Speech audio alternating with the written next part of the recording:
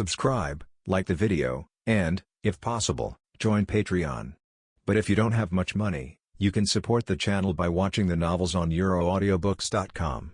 Remember that you can participate in the polls so that your favorite novel gets published for free. When encountering some special things. Even if they know that Morningstar is such a monster, most gods are just interested, and at most stand in the distance and watch, observing Morningstar's growth path without any intention towards Morningstar.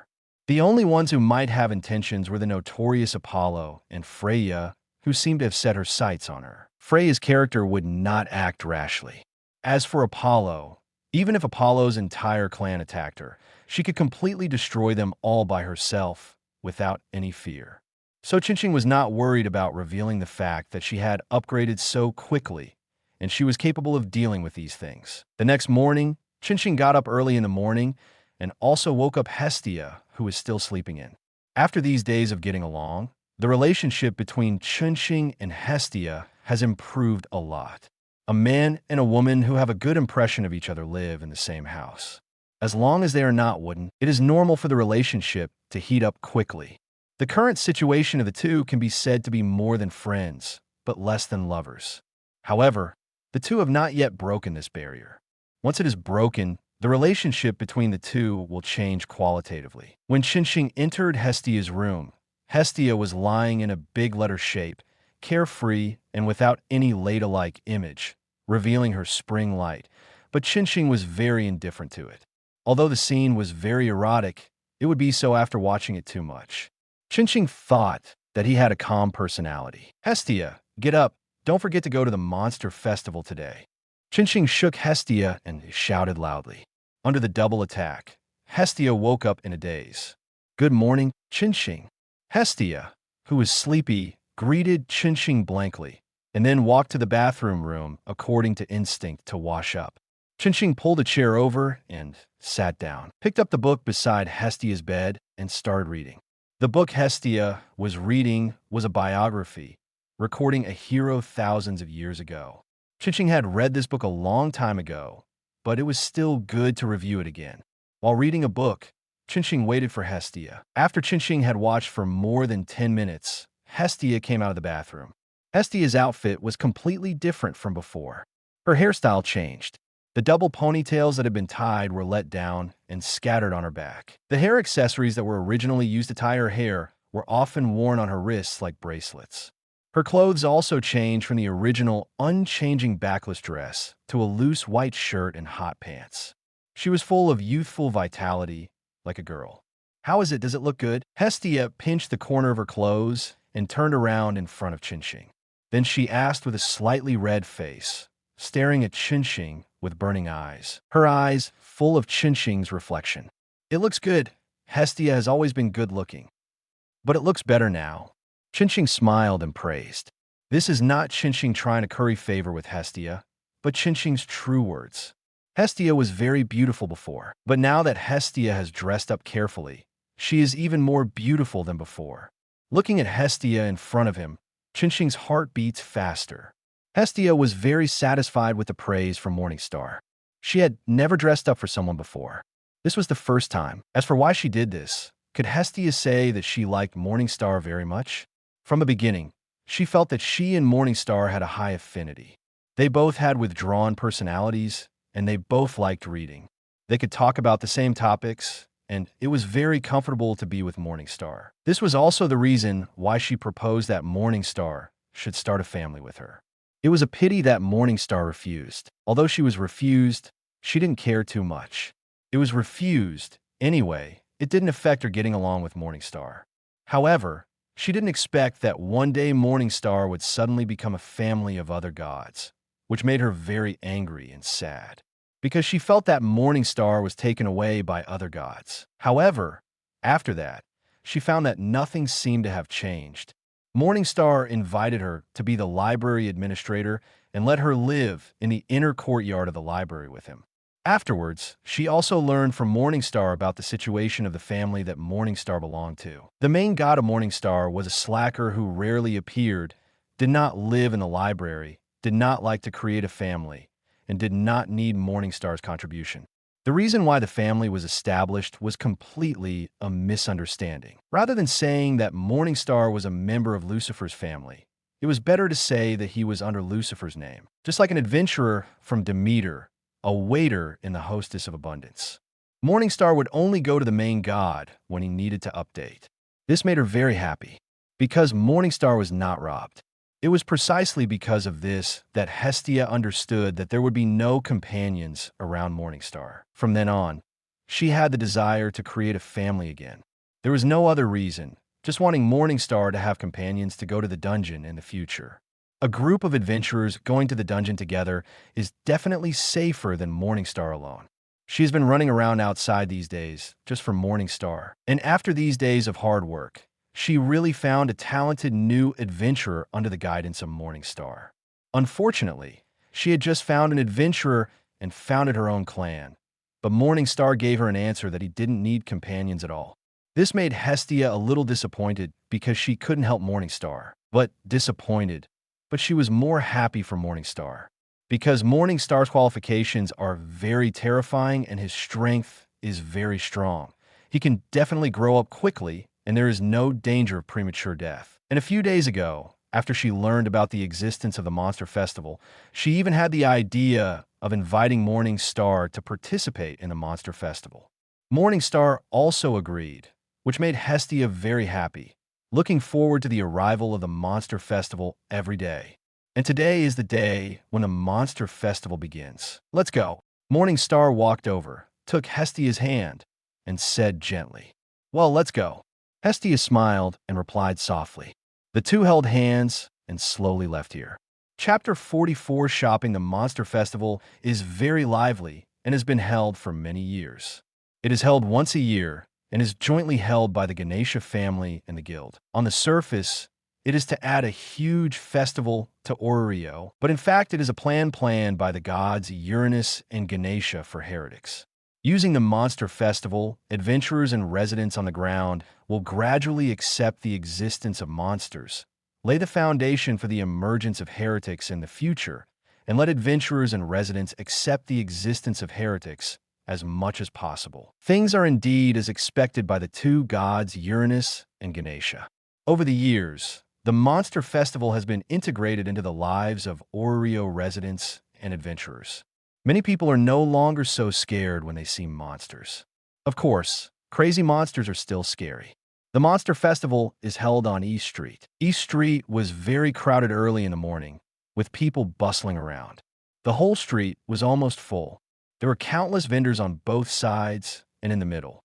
The aroma was fragrant from all directions. The whole street was decorated with various decorations, including colorful ribbons and beautiful flowers, which added a bit of splendor compared to usual days. Morningstar and Hestia walked in the crowd. Hestia held two different snacks in her hands and ate them happily. Behind Hestia, Morningstar held more in her hands, all of which were snacks bought by Hestia. As a result, Hestia threw the rest to Morningstar after eating one. Speaking of which, do you really not need me to lead your newly recruited family members in the upper level for a few days?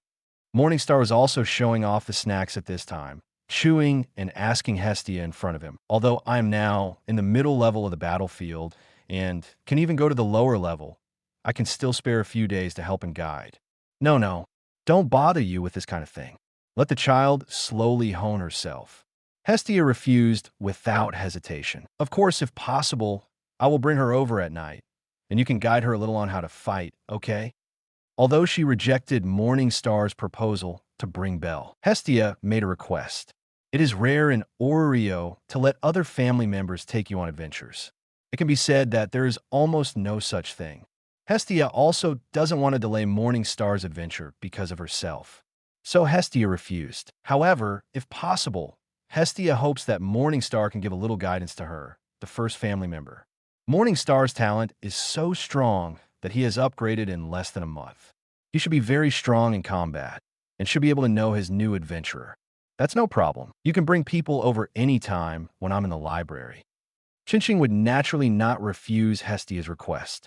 Given their relationship, this kind of thing is a piece of cake. Yeah, thank you very much. Hestia nodded and thanked him. No need to thank me between you and me. Chinching smiled and replied, Okay, then I won't say it. By the way, Chinching, I want to eat fried potato balls.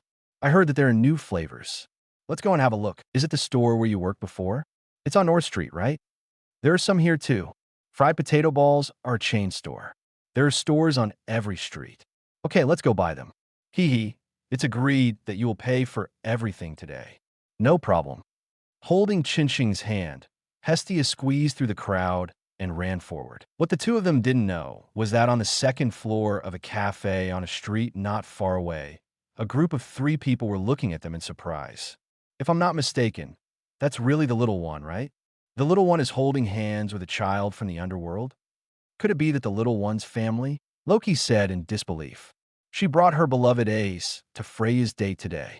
The two were talking happily, but suddenly they saw Hestia and Morningstar running down below. If Hestia's voice hadn't been so recognizable to her, she really wouldn't have noticed it. When Loki discovered this, the other two, Freya and Ace, naturally turned around and chopped over, seeing Morningstar and Hestia. When Freya, who was wearing a hooded cloak, saw Morningstar, her violet pupils under the hood flickered slightly. Is this child Hestia's family? Loki, Morningstar is not Hestia. At this moment, AC behind Loki spoke. This statement attracted the attention of Loki and Freya. Hey Stan, do you know that boy? Loki turned around and asked AC with narrowed eyes. Freya's eyes also shifted to AC. She was very concerned about Morningstar, but she had not found any information. From AC's appearance, it seemed that she knew something about Morningstar. I said before that he was the Morningstar we met when we came back from the expedition. We had some conversations with him. The main god of Morningstar's clan is a main god named Lucifer. Loki, have you forgotten? AC nodded and said, That's him. Hearing AC's answer, Loki suddenly realized that she really didn't remember it. Lucifer? It's a name I haven't heard of. Excuse me, Loki. After hearing what AIC said, Freya murmured in her heart, and then stood up and said goodbye to Loki. After that, Freya pushed the door and left. What's wrong with this guy? Why did he suddenly run away? Loki was puzzled. However, the next moment, Loki seemed to think of something and exclaimed, Are you asking me to pay the bill? Freya, this guy. Loki gritted his teeth and said. Immediately, Loki shook his head and continued to look at AIC. AIC, what's the situation with the kid next to the little one? Tell me in detail. Loki said to AIC. Okay. Chapter 45. Swapping tastes. Monsters out Morningstar cannot be compared with the real strong ones, but he has powerful fighting skills. In terms of perception, he cannot be compared with those powerful adventurers. At least, when Freya, Loki, and S looked at him and Hestia without malice, Morningstar did not notice. Perhaps Morningstar needs to continue fighting and training to hone a strong perception ability, or use auxiliary magic to perceive. However, these are all situations that require Morningstar to use actively. Passive situations still require Morningstar to fight and train himself. When other people's eyes fall on him, whether it is good or bad, Morningstar can feel it. Of course, there is one last way. That is to hope for Morningstar's Golden Finger System. If the Golden Finger System has a little vision, it can give Morningstar a perception-related ability at random, and Morningstar's defects in perception will be made up. Too much talk. At this time, Morningstar, who had no idea that he was being targeted by several people, had been brought to a fried potato vendor by Hestia. The method of making fried potato balls is very simple. It is just to throw the peeled potatoes into the oil pan and fry them. There is no technical content. I don't know why it is so popular. Maybe it's the ingredients. Chinching has never eaten it, so I don't know. Soon, the 2 fried potato balls were ready. Chinching and Hestia each had one, but they were 2 different flavors. Chinching's was strawberry milkshake flavor, and Hestia's was apple flavor. These 2 are new flavors. When Chinching heard the news, he was confused. Why? Shouldn't such a common thing have become a flavor long ago? It was only made into a new flavor now. Chinching didn't understand, but he was shocked.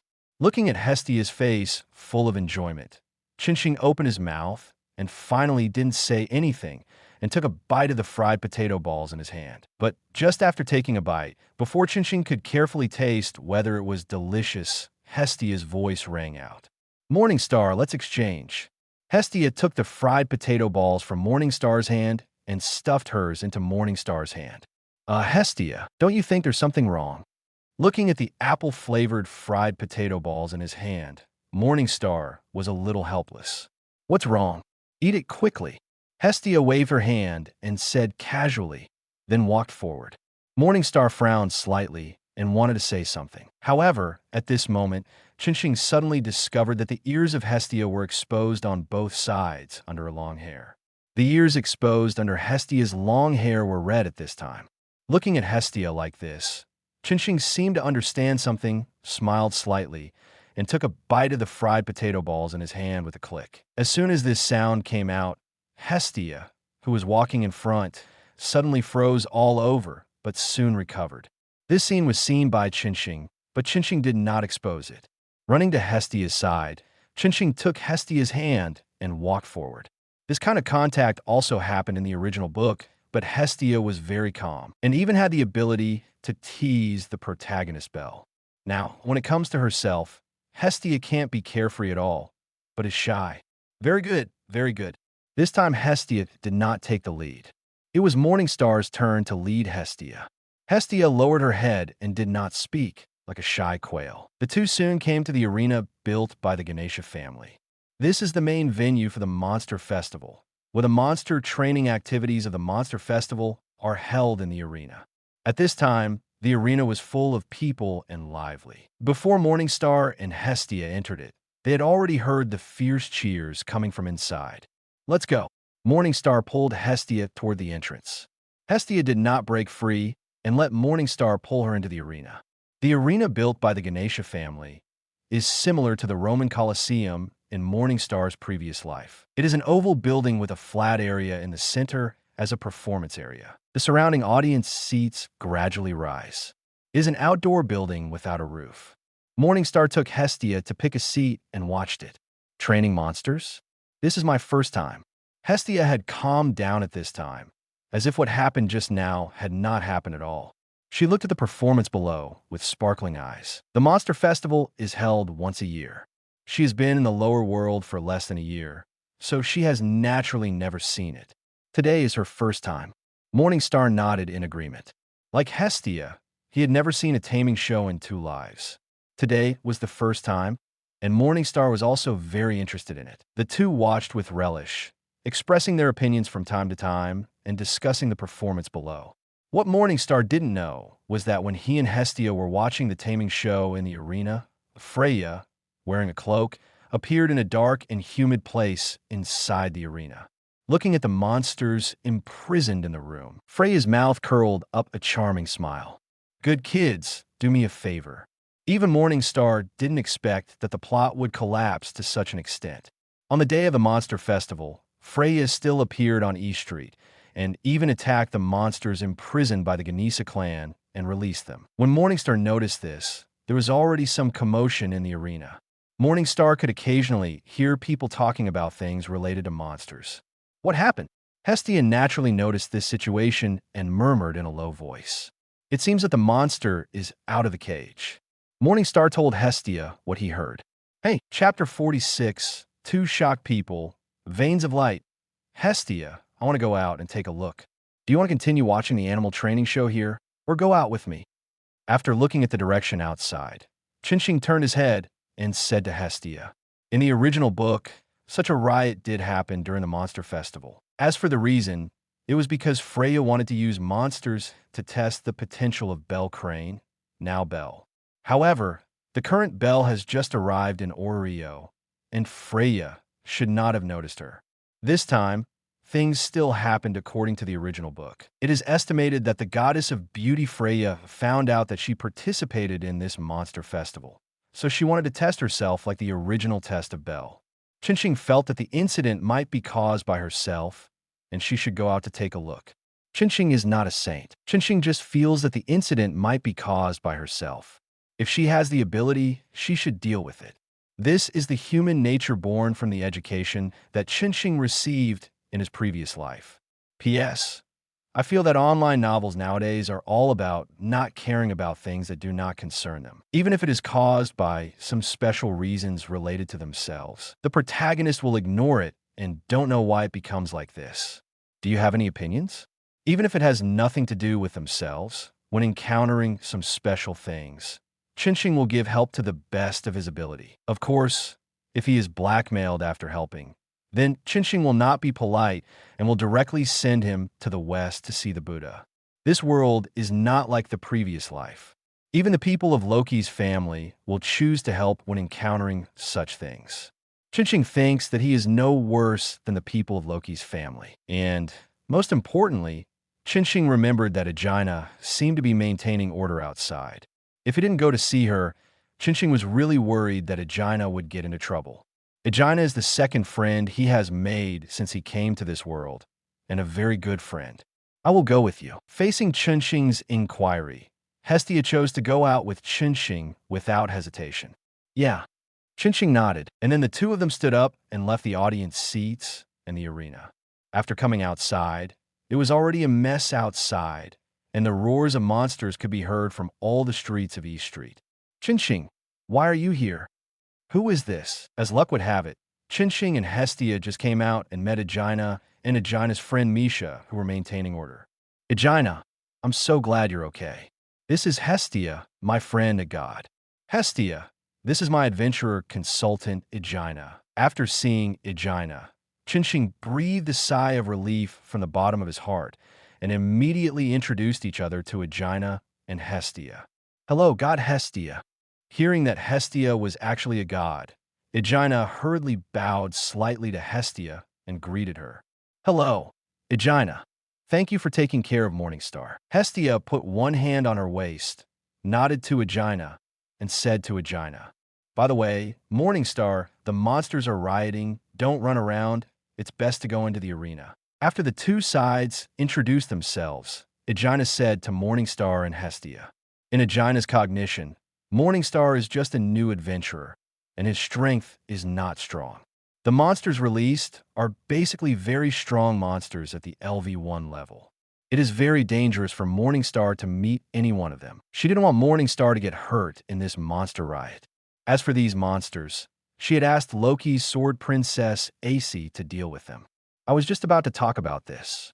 Aegina, I'll leave Hestia to you. I'll go deal with these monsters.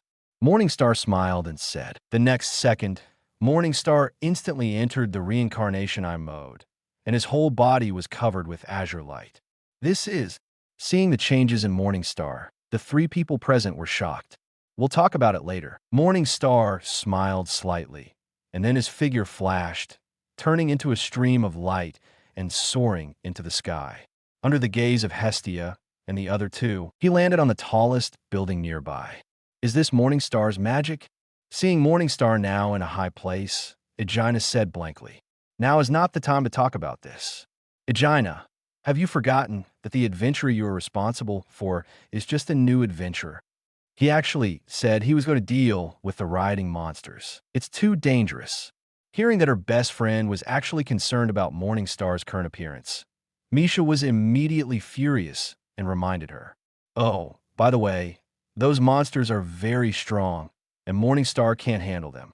Aegina also reacted at this time, and the whole person was anxious. At this time, Hestia's voice sounded in their ears.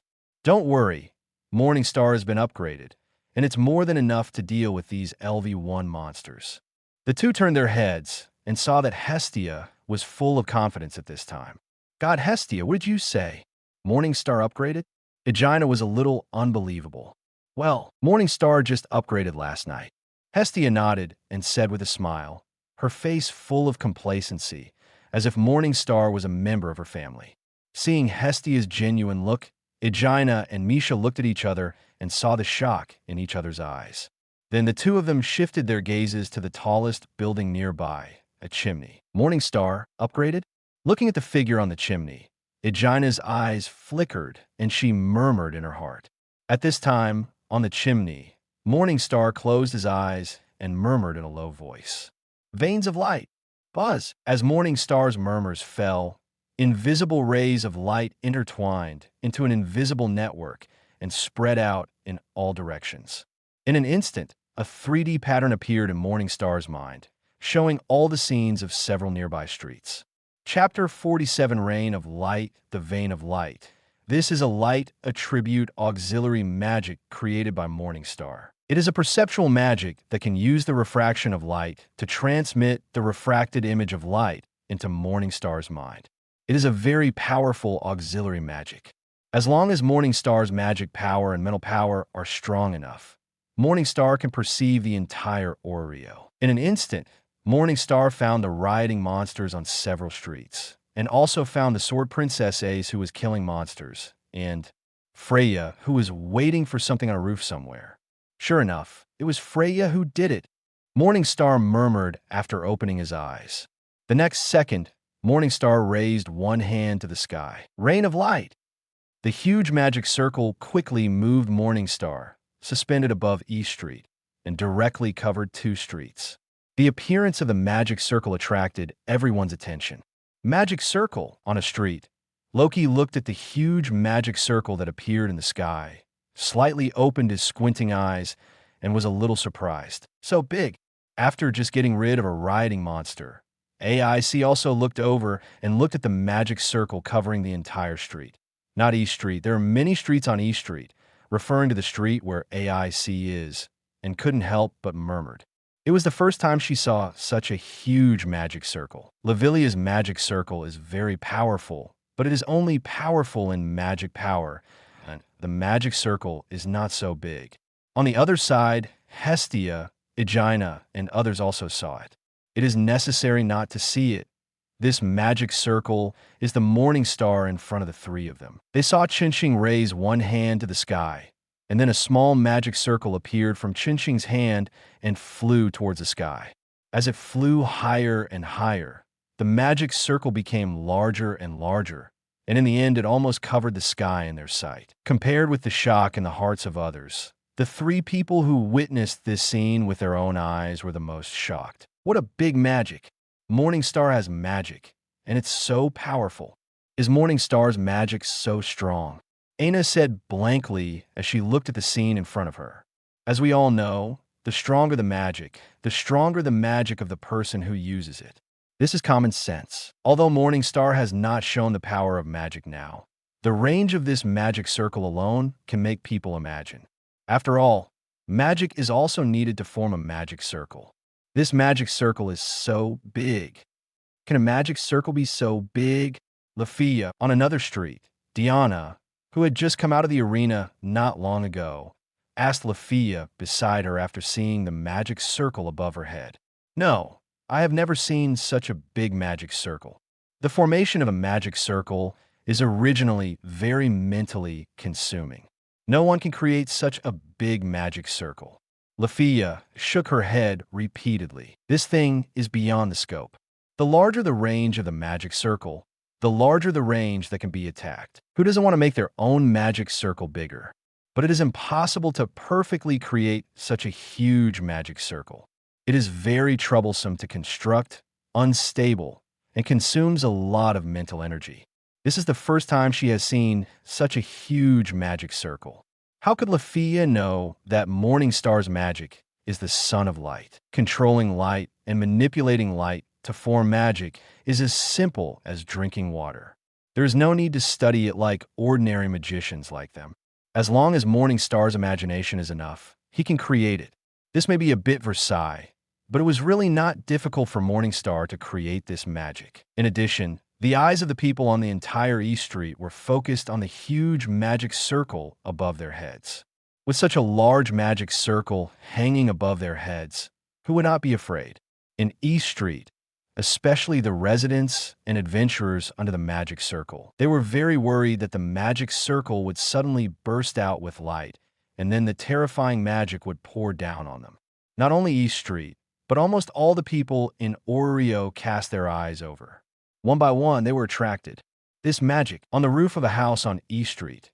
Freya frowned under the hood, and her face was slightly ugly. She didn't know who released this magic, but she felt that her plan might be ruined. She didn't even see Qinxing.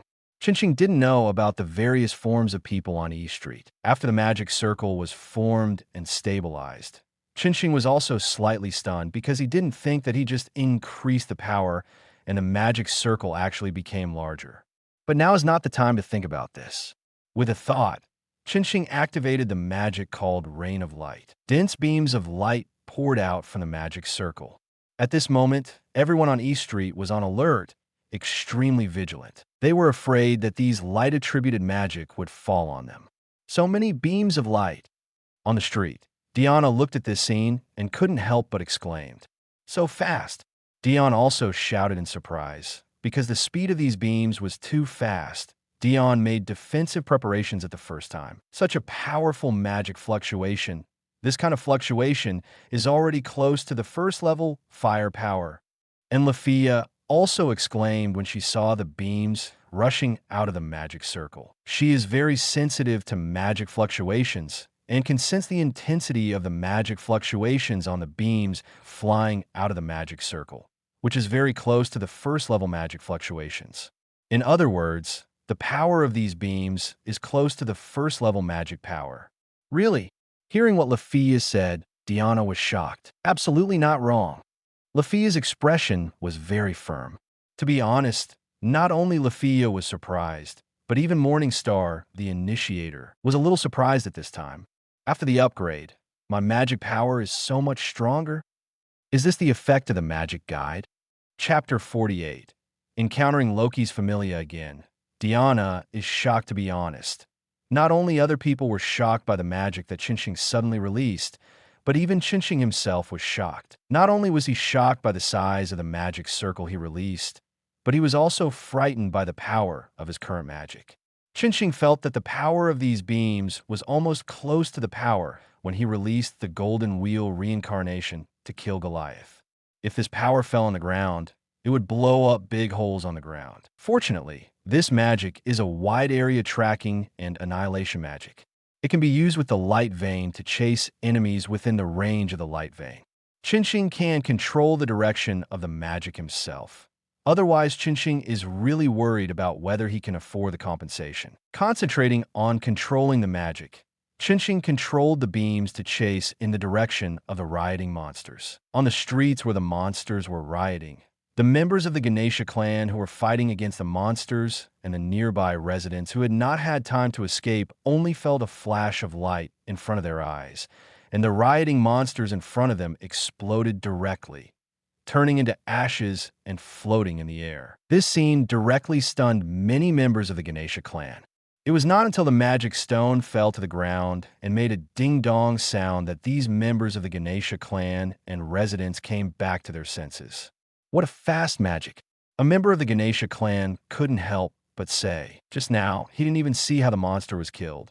He just felt a flash in front of his eyes, and the monster died directly. Not only is it fast, but it is also very powerful. The magic power is at least at level LV2. Another member of the Ganesha clan followed. In other words, these members of the Ganesha clan are not magicians, and they don't know much about the power of magic. If they knew that the beam that just flashed past them and killed the monsters was as powerful as the magic firepower of level 4, they would be scared. This scene happened on the street where monsters were rioting. What a fast magic! AC stood with her sword put away, looking at the magic stone on the ground, and murmured in a low voice. Immediately, AC jumped up and came to the roof again and began to look for Loki's position. Not far from AC, Freya, who was wearing a hood, had no anger on her face at this time, but a faint smile, but this smile made people shudder. You disrupted my plan. Don't let me find you, otherwise I will definitely let Oda go. After whispering, Freya jumped down from the roof and slowly sank into the dark alley. Her plan was ruined. If she wanted to see the strength of Morningstar, she could only find another opportunity, or let the children in the family come to test it. On the other side, Morningstar. After killing all the rioting monsters instantly, Morningstar returned to the ground and exited the Samsara I mode. As soon as he landed, Hestia and the other two ran over. Fortunately, there was no one else here, otherwise Morningstar would definitely be surrounded now. Morningstar, what kind of magic is this? It's so powerful. Hestia said with a little excitement. Rain of light, tracking magic. Morningstar said with a smile, not afraid of any trouble after being known. Tracking magic? How powerful is it? Are you coming here now to kill all those riding monsters? Hestia heard this, and her eyes suddenly lit up and continued to ask. Well, they're all destroyed. Morningstar smiled and nodded. Great. Hestia was happy for Morningstar and happy that Morningstar had such strong strength. Reaching out and patting Hestia's hair, Morningstar looked at Aegina. Morningstar, you have upgraded? Looking at Morningstar, Aina opened her mouth and asked the question in her heart with a complicated expression. Well, I just upgraded yesterday. I was thinking of telling you tomorrow, but I didn't expect to meet you here today. Morningstar smiled and nodded, explaining. Congratulations, Morningstar. Hearing what Morningstar said, Aina's originally complicated heart was relieved at once, and she smiled and congratulated. Upgraded in less than a month. Mr. Morningstar, once your situation is known to others, it will definitely cause a huge sensation. Misha beside Aina was very excited at this time. She knew that Morningstar had only been an adventurer for a short time, less than a month. And in such a short time, Morningstar actually upgraded. The fastest upgrade record in Oreo now is the Sword Lady AIC of the Loki family, who took more than a year to upgrade from LV1 to LV2. And now Morningstar's speed is nearly 10 times faster than that of Sword Lady AIC. If it spreads, it will definitely make a sensation in the whole of Oreo. Just as Misha's voice fell, a voice came over. What are you talking about? Everyone turned their heads when they heard it. I saw Tiona, and Lafia of the Loki family walking towards this side. It was Tiona who spoke just now. Big Sever, Angry Snake, Thousand Fairies? Aina called out the titles of the three. Tiona, Lafia. Morningstar was also a little surprised. He didn't expect to meet the three here. Brother Morningstar, I didn't expect to see you here. Tiona was very surprised. She hadn't seen Morningstar since the last time she met Morningstar for the first time. She didn't expect to meet him here. Tiona and Lafia didn't speak, but just nodded to Morningstar. Do you know each other?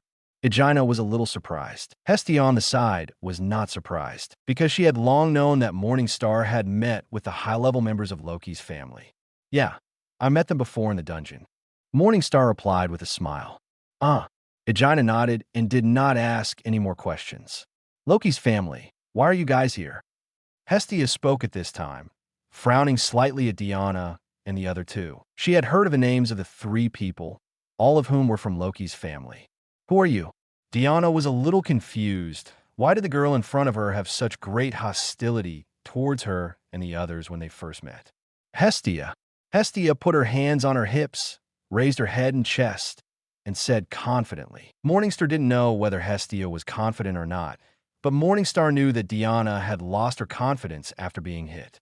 Diana looked at Hestia's chest with empty eyes. The next second, Diana rushed towards Hestia and attacked directly. Damn it, why is your child so big? Wow, you, what on earth are you doing, Amazon? Let me go. For a while, a god and an Amazon were in a mess. The others were speechless and helpless watching this scene, and they were also a little embarrassed. Don't worry about them. Morningstar, you were here just now. Then you must have seen the person who was wrapped in light just now. Do you know who that person is? Where did he go? Dion glanced at the two people who were fighting together, ignored them, and then looked at the three people of Morningstar and asked. Hearing this, Aegina and Misha looked at each other, and finally their eyes fell on Morningstar. Dion and Lafia looked at the actions of Aegina and Misha and also looked over. What do you mean? Tiona was a little confused. Why were these two guild staff members looking at Brother Morningstar? Can you tell me? Aina asked Morningstar. Well, tell me. It's no big deal. Seeing Aina asking what he meant, Morningstar thought for a moment and then nodded.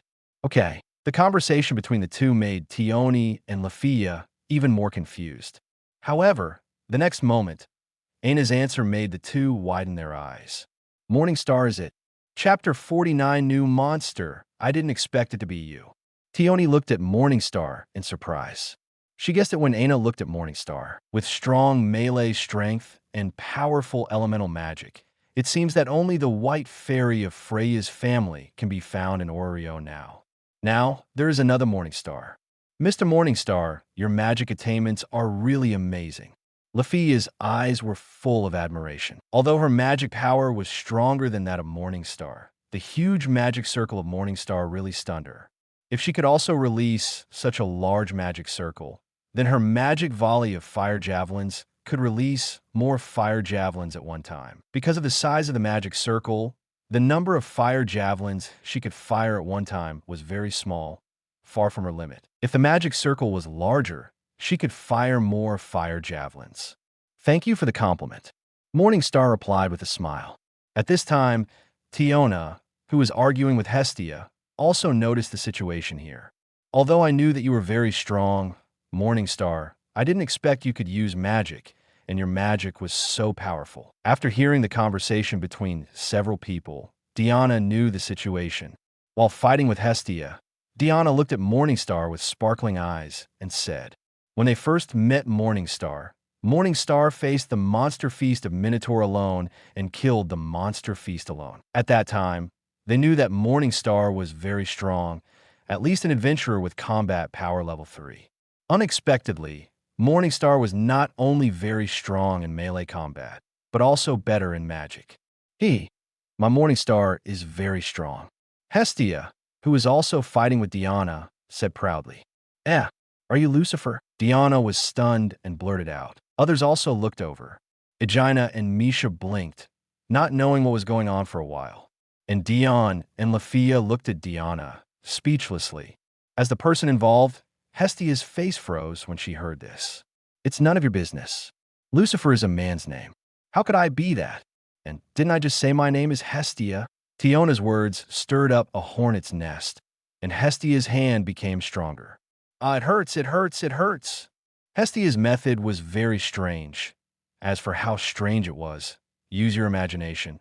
Even though Tiona was a first-level adventurer, she couldn't help but scream in pain at this time. Others watched this scene, and they were speechless and sweating. After a while, the farce finally ended. Tioni and the other two also understood the relationship between Morningstar and Hestia. Little one. At this moment, Loki's voice suddenly came from not far away. The next second, a ray of dust flashed, and Loki's figure appeared where Tiona was, and he wrestled with Hestia instead of Tiona. This situation made the people present ashamed. Ugh, it hurts, both my chest and my butt hurt. Where did Loki get the strength to knock me flying? Not far away, Diana stood up while rubbing her butt and her breasts, her face speechless. Upon hearing this, Tioni felt a little gloating and was about to say something. However, before Tioni could finish her words, a strange noise came from the other side of the square, and the ground began to shake. The next second, the stone-paved ground suddenly exploded, and then a thick green vine rushed out from the ground and twisted in the air. Is there a monster? The vine that suddenly rushed out scared everyone, and then Tioni and Tiona rushed out at the same time and attacked the newly appeared monster. Lafia, I'll leave the long-range attack to you. While launching the attack, Tioni did not forget to order Lafia to release magic. Yes, Tioni-san. Lafia responded with a firm look in her eyes, and then quickly began to chant magic. The three of them threw Morningstar aside at the same time, and had no intention of letting Morningstar join the fight. Seeing the three of them take action, Morningstar just stood there and did not take action. There is no way. We'll let Hestia and Aegina and others here. Hestia and others are really powerless against the monsters. If you don't pay attention, something may go wrong. Seeing the new monsters appear, Hestia and Loki stopped fighting. Hestia quickly ran to the side of Morningstar to seek shelter. Loki saw Hestia running behind Morningstar and followed her. What are you doing here? Looking at Loki, who ran to her side, Hestia was full of disgust. What do you care about me? Loki rolled his eyes at Hestia. Hestia glared back, but didn't drive Loki away. Come to think of it, you're the Morningstar that Finn and others are talking about, right? Who is your main god? I have been in heaven for so long, and I basically know all the gods, but I have never heard of the name Lucifer. Loki looked at Morningstar and asked curiously. Just now, she learned about Morningstar from Ace, but she had never heard of such a god as Lucifer. So she was very curious about Morningstar now. Loki, stay away from my Morningstar. Seeing Loki like this, Hestia suddenly felt a sense of crisis in her heart. She stretched out her hand and pressed Loki's face, pushing Loki back desperately. Little guy, you want to fight again, right? I'll accompany you. The two of them started to quarrel again in an instant. Seeing the two quarreling again, Morningstar and Aegina were a little speechless. Aegina watched the two gods fighting with a dry laugh. At this time, the voices of Dion and Diana, who were fighting not far away, came over. Lafia, be careful. Get out of the way. Chapter 50. Taking action, the monster that suddenly appeared was a new type of monster, the piranha plant, with a very hard appearance. Even if Tioni and Tiona, two first-level adventurers, used fist attacks, they could not kill it with one blow, and even made the two feel pain on their fists. Tioni and Tiona came out to participate in the Monster Festival today, so they did not bring weapons. Without weapons, the two were unable to kill the new piranha plant monster. The new piranha plant monster has a very keen perception and targeting of magic. On Lafia's side, when Lafia's chanting text was halfway through, a magic circle also appeared on the ground, surrounded by magic elements, and had already attracted the magic power of the outside world. In an instant, the new piranha plant monster felt the fluctuation of magic, and the monster that was shaking with Tioni and Tiona directly abandoned Tioni and Tiona and rushed towards Lafia, and the speed was extremely fast. Tioni and Tiona had just finished their attack and were in a state of stiffness. They had no time to stop the attack, so they shouted in panic, wanting Lafia to leave as soon as possible. At this time, Lafia also noticed the carnivorous plant monster rushing towards her. However, facing the monster rushing over, Lafia did not do what Tioni and Tiona said. She froze in place, even forgot to chant, and the magic circle dissipated directly, looking at the monster rushing over with horror. This is Lafia's flaw. Lafia is very easy to get nervous, not just towards people. The same is true for monsters. When encountering monsters close to her, Lafia often becomes nervous and afraid, and her mind goes blank for a moment, and she can't think about anything and can only watch the monster attack. In the past expeditions, there were other people who attacked Lafia in time, or helped Lafia escape from the monster's attack, so Lafia rarely gets hurt. However, this time, there was no companion beside Lafia, so it was almost certain that she would be attacked. No way. Although there was no companion with her this time, Morningstar had been keeping an eye on the battlefield. When a new type of carnivorous plant monster abandoned Dion and Diana and attacked Lafia, Morningstar had already taken action. A large amount of blue flames suddenly appeared on Morningstar's body, and he entered the Reincarnation I'm mode in an instant. After entering the Reincarnation I'm mode, Morningstar appeared in front of Lafia in a flash, and with a big wave of his hand, a luminous ball burst out from the palm of Morningstar's hand, turning into a cannonball and bombarding the new type of carnivorous plant monster. Bang, bang, bang. The violent explosions continued, followed by the shrill wailing of the new monster carnivorous plant. Under the rosary light cannon released by Morningstar, the new type of carnivorous plant monster was blown to pieces, and purple blood continued to seep out from the scales of the carnivorous plant. It's really tough. No wonder the fists of Tioni and Tiona, two first-level adventurers, were hurt when they attacked with their fists. Chinching was a little surprised when he saw that the rosary light cannon he released did not kill the new type of carnivorous plant monster, but only caused some injuries to it. Thank you, Brother Chinching.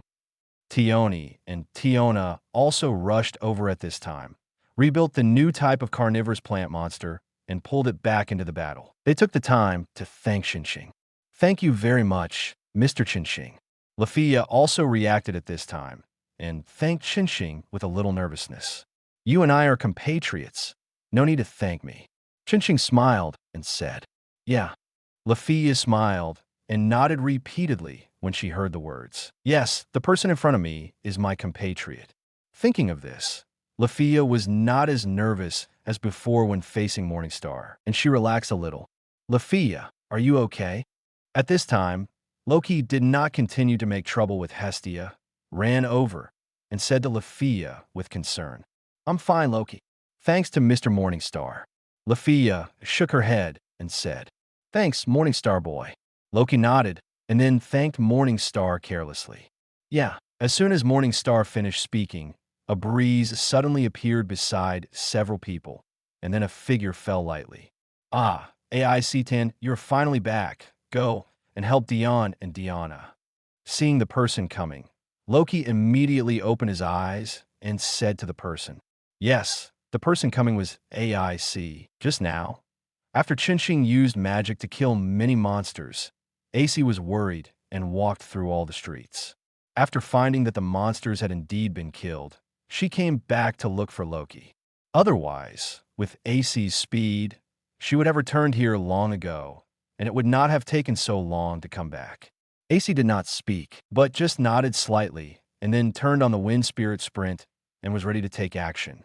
However, Chinching stopped AC. Seeing Chinching stop her, AC's magic disappeared as she tilted her head slightly to look at Chinching and did not speak. However, Chinching could see what AC meant by this look, which was to ask why he stopped her. "Leave this piranha plant to me." Chinching smiled slightly and said. Chinching knew that because the piranha plant was too hard, AC used the overly powerful wind spirit sprint magic to deal with it, and as a result, the sword broke, and the Gobernia family paid a large amount of compensation. Since he knew this, Chinching thought he should be kind enough to let it avoid the thunder. Hearing this, AC did not object. After a short silence, she sheathed her sword and quietly looked at Chinching, as if waiting for Chinching's performance. Others were also curious about what Chinching was going to do. Chinching ignored the inquiring eyes of others, but shouted loudly to Dion and Diana, who were still fighting with the man-eating plant. Diana, leave that guy." Hearing Chinching's shout, the two sisters looked over and saw AC there, and she was not ready to fight at all and looked like she was watching a show. After thinking for a few seconds, the two sisters abandoned the new man-eating plant monster and left the battlefield. Just after leaving the battlefield, before the sisters Dion and Diana asked why they were asked to leave, they saw a blue stream of light passing in front of them. Then, the man-eating plant, whose shell they could not break even without using weapons, was directly pierced, and it was killed with one blow, and it broke into pieces in front of them and turned into ashes. Chapter 51. Instant kill. Aina's feelings. Wow, what is that? It penetrated that thing in one go. Diana said blankly, "It seems to be magic." Dion thought for a moment and then said, "Instant magic?" Beside Morningstar, AC glanced at Morningstar and murmured in a low voice, "Hey, San, that was not magic just now. I didn't feel any magic." Lafia, an elf who is very sensitive to magic, corrected. Although Morningstar's current appearance is indeed easy for people to associate with magic, she can feel that the three streams of light released by Morningstar, including the light wrapped around Morningstar, have nothing to do with magic, and there is no magic fluctuation. Is that so? AC nodded in realization. My Morningstar is amazing." Hestia puffed up her chest, her nose was raised high, and she said to Loki proudly, "It's not your family. What are you proud of?" Loki curled his lips in disdain. Although Morningstar performed very brilliantly, she was only at the second level at most. With so many first-level followers under her, how could she envy a second-level adventurer? Besides, Morningstar was not Hestia's follower, so what was Hestia proud of? Morningstar and I are lovers. Morningstar is great, so I'm also great. Facing Loki's contempt, Hestia didn't care at all. She hugged Morningstar's arm excitedly and raised her eyebrows proudly at Loki. Hearing this, Loki was shocked. Oh my god, the virgin goddess actually found a partner. After being shocked, Loki's eyes fell on Morningstar, wanting to see what Morningstar had in mind for Hestia. There were so many male gods in the heaven, but this guy didn't like any of them. But in the few months in the lower world, this little one found a child in the lower world as a partner. In an instant, Loki developed a strong interest in Morningstar. Hestia also noticed Loki's naked eyes, and Hestia immediately showed a look of vigilance. "Loki, I warn you, don't try to take my Morningstar." Loki didn't say anything when he heard this, but his eyes narrowed again. With a half smile, which made Hestia feel a little scared, and she always felt that Loki was planning something shady. Listening to the conversation between Hestia and Loki, the eyes of the people around Morningstar fell on Morningstar. They were also very curious about what was so special about Morningstar that he could be favored by God. As for Aegina, when she heard Hestia declare that Morningstar was her partner and Morningstar did not refute, for some reason, Aegina felt a little uncomfortable.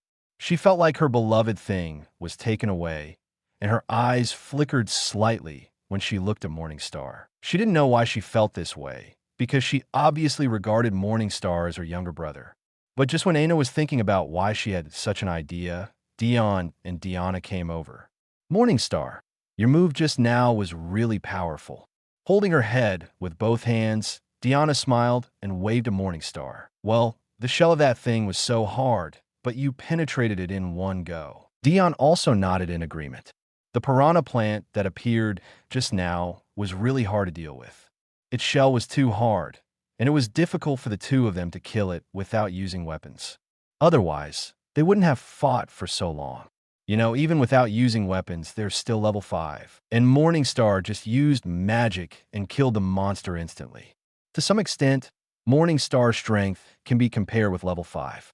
However, Dion and Diana didn't know that the reason why Morningstar could kill the piranha plant monster so easily was entirely due to the power of the Seeking Dao Jade. Because the Seeking Dao Jade is not something that ordinary people can touch. If ordinary people touch it, they will be annihilated by the power of the Seeking Dao Jade.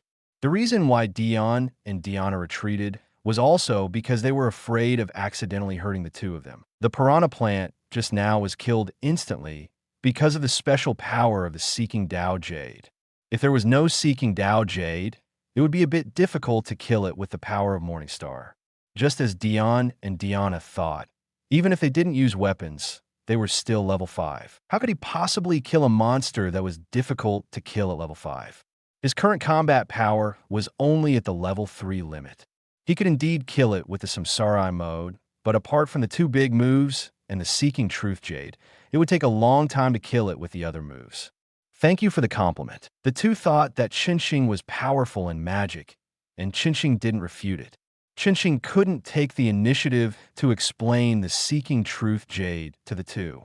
Just as Qinxing finished speaking, there was movement at the place where the piranha plant just appeared, and the ground shook again. The next second, 3 piranha plant monsters broke the ground and soared into the sky. Anything else? Seeing that 3 new piranha plant monsters had appeared over there, Diana blurted out. Then, Diana's eyes quickly shifted to Qinxing, and she spoke to Qinxing with a mouthful of white teeth. Hey, brother Qinxing, please help me. Since Qinxing has already killed the piranha plant in seconds, let Qinxing kill the next 3 piranha plants in seconds. After all, this is the ground, and if you can kill them in seconds, then kill them in seconds. Otherwise, it will cause damage to the street. This is also the reason why they let Lafia release magic after they rushed out, just now, just to end the battle as soon as possible. Others also looked at Qinxing, and they seemed to have the same idea. Please help me, Qinxing. As a guild staff, Aina attaches the most importance to this matter. Suppressing the discomfort in her heart, she asked Qinxing for help. Qinxing heard it and nodded slightly. The next second, the azure streamer bloomed again. Swish! Chapter 52 Dionysus. Brother Morningstar is incredible. Before, I thought Brother Morningstar only had strong fighting skills, and his own strength was only in the range of LV2. Even if he had powerful fighting skills, at most, he would have the fighting power of LV3. But now it seems that it is far more than that. To kill those carnivorous plants in 1 second, you need at least LV4 strength, and you must be equipped with corresponding weapons. But Brother Morningstar didn't even use weapons, and didn't use any fighting skills at all. He just used magic to kill them in 1 second. Tiona-san, Mr. Morningstar didn't use magic. It should be a skill. It doesn't matter, either one is fine. Anyway, it's all Brother Morningstar's power. Tiona waved her hand casually. It should be because Brother Morningstar has upgraded. Didn't the half-elf lady from the guild just now ask Brother Morningstar to register for the upgrade as soon as possible? Brother Morningstar should have upgraded from LV2 to LV3. It's normal that his strength has increased after his grace has been upgraded. Tiona thought for a long time and then came to this conclusion. That's too much of an upgrade. You just jump a level right after upgrading. Tiona frowned and said. After hearing this, everyone else was silent. Because Tiona was right, the gap was too big. Morningstar had just upgraded, but his strength had already reached LV4. This is too exaggerated. This is because the two of them joined the Loki clan a little late, and they didn't go out of their way to inquire about other clans. Otherwise, they knew the leader of the Australia clan, Elise, and they wouldn't think it was exaggerated. Because Elise was LV4 at the beginning and had the combat power of LV5. However, when the guild announces Morningstar's level, or even if they can understand the situation, they will definitely be more shocked. Forget it. Let's not talk about this. What do you think Loki is doing? Why doesn't he go back with us? Deanna shook her head and put aside the topic, and then curiously talked about Loki with the other three. Just now, after they separated from Morningstar and Hestia, Loki also ran away without telling them what he was doing. I don't know. AIC and the other two shook their heads when they heard it. They didn't know what Loki was doing. On the other hand, after dealing with the monster riot, the Monster Festival continued. Morningstar and Hestia once again joined a monster festival and strolled on the streets of East Street. For an afternoon, Morningstar and Hestia were shopping, eating snacks, and buying various small toys. Morningstar also gave Hestia a set of exquisite dresses. After strolling around for an afternoon, the two found a pub and had dinner before returning to the library. Morningstar, I'm going to talk to Belle about the guidance first, and I'll be back later. At the entrance of the library, Hestia waved at Morningstar and said, Well, go ahead and come back early. Morningstar nodded slightly and waved back. Well, I'll go then, Hestia replied, and then trotted away. Morningstar watched Hestia's figure gradually disappear before returning to the library. At the same time, on the other side, in a luxurious building, in a dim room, a blonde nobleman held a yellow magic stone in his hand and observed quietly. When did such a powerful adventurer appear in Orrio? Looking at the magic stone in his hand, the blonde nobleman murmured as if talking to himself. This blonde nobleman was none other than the villain in the world of Dikuo, the god of wine Dionysus, a god of Gobi who planned the destruction of Orrio. For an existence that wants to destroy the entire Orrio, Dionysus will not leave behind any adventurer who may threaten his plan. In today's Orrio, he knows many powerful adventurers, and he also has a good grasp of the information of these people, and will take these people into account when planning. The emergence of a sudden force like Morningstar is what Dionysus least wants to see. Because it is easy to destroy his plan, it is necessary to firmly grasp the information of these powerful adventurers. Lord Dionysus, I'll check it right away. In the dark corner, scarlet pupils flickered slightly, and the black-haired elf stroked his chest with one hand and bowed slightly to Dionysus. Felweiss Shalia, an adventurer who was resurrected after death, is one of the monsters and the strongest one among the monsters. His strength is comparable to that of LV7, enough to compete with the strongest adventurer in the city, Oda. Be careful, don't be discovered. Dionysus nodded slightly and ordered in a gentle voice. Yes, Lord Dionysus. Chinching didn't know that he was targeted by Dionysus, the big boss, just for making a move today. However, even if he was targeted, Chinching wouldn't care too much. Chinching was not afraid of Dionysus, but Chinching didn't want to provoke Dionysus for the time being. At the same time, on the other side, in a single room in a gorgeous hotel, Freya and Loki were sitting opposite each other. You released the monsters today, right? They caused us a lot of trouble. Loki looked at Freya with a smile and said, How was that possible? My plan today has gone down the drain. Not long after your sword princess started to clean up the monsters, weren't the rioting monsters destroyed by an unknown existence? Freya said that she would not take the blame. Although she did cause the monster riot, she did not let the children of Loki's family work hard. Sword Princess AC had just started to clean up the monsters, and the monsters she released were interrupted by an unknown magician, and all the monsters were completely wiped out. Although the monsters in front were destroyed by Morningstar, the monsters behind almost hurt my Lafia. Loki raised his eyebrows and said a little unhappy. Lafia is one of her treasures, and nothing can happen to her. Hmm? Are you saying that the magician who cleared the monsters was the child we saw before? Freya ignored Loki's step away and focused on what Loki had just said. Ah, it was the child of Lucifer's family. He killed all the monsters with a magic trick. Loki did not hide this and said it truthfully. Hey, don't change the subject. You almost hurt my Lafia. How should this account be settled? However, Freya completely ignored Loki, smiling at the corners of her eyes, and muttered in her heart. Really, it turned out that it was you who released the magic. It seems that you are very powerful, Morningstar. It seems that my plan has not been ruined. Chapter 53. The Higher Light Spirit. The next morning, Chinching rarely went to the underground city and slept in at home. The library was not open today because Hestia was going to take Belle to the guild to register and create a family. While Chinching was still sleeping in, Hestia had already woken up and left the library, went back to the underground church to find Belle, and took Belle to the Pantheon. Chinching slept until the sun was high in the sky. I haven't slept for so long in a long time. Opening his eyes, Chinching looked at the sunlight shining in from the window. His expression was slightly dazed. But soon Chinching recovered.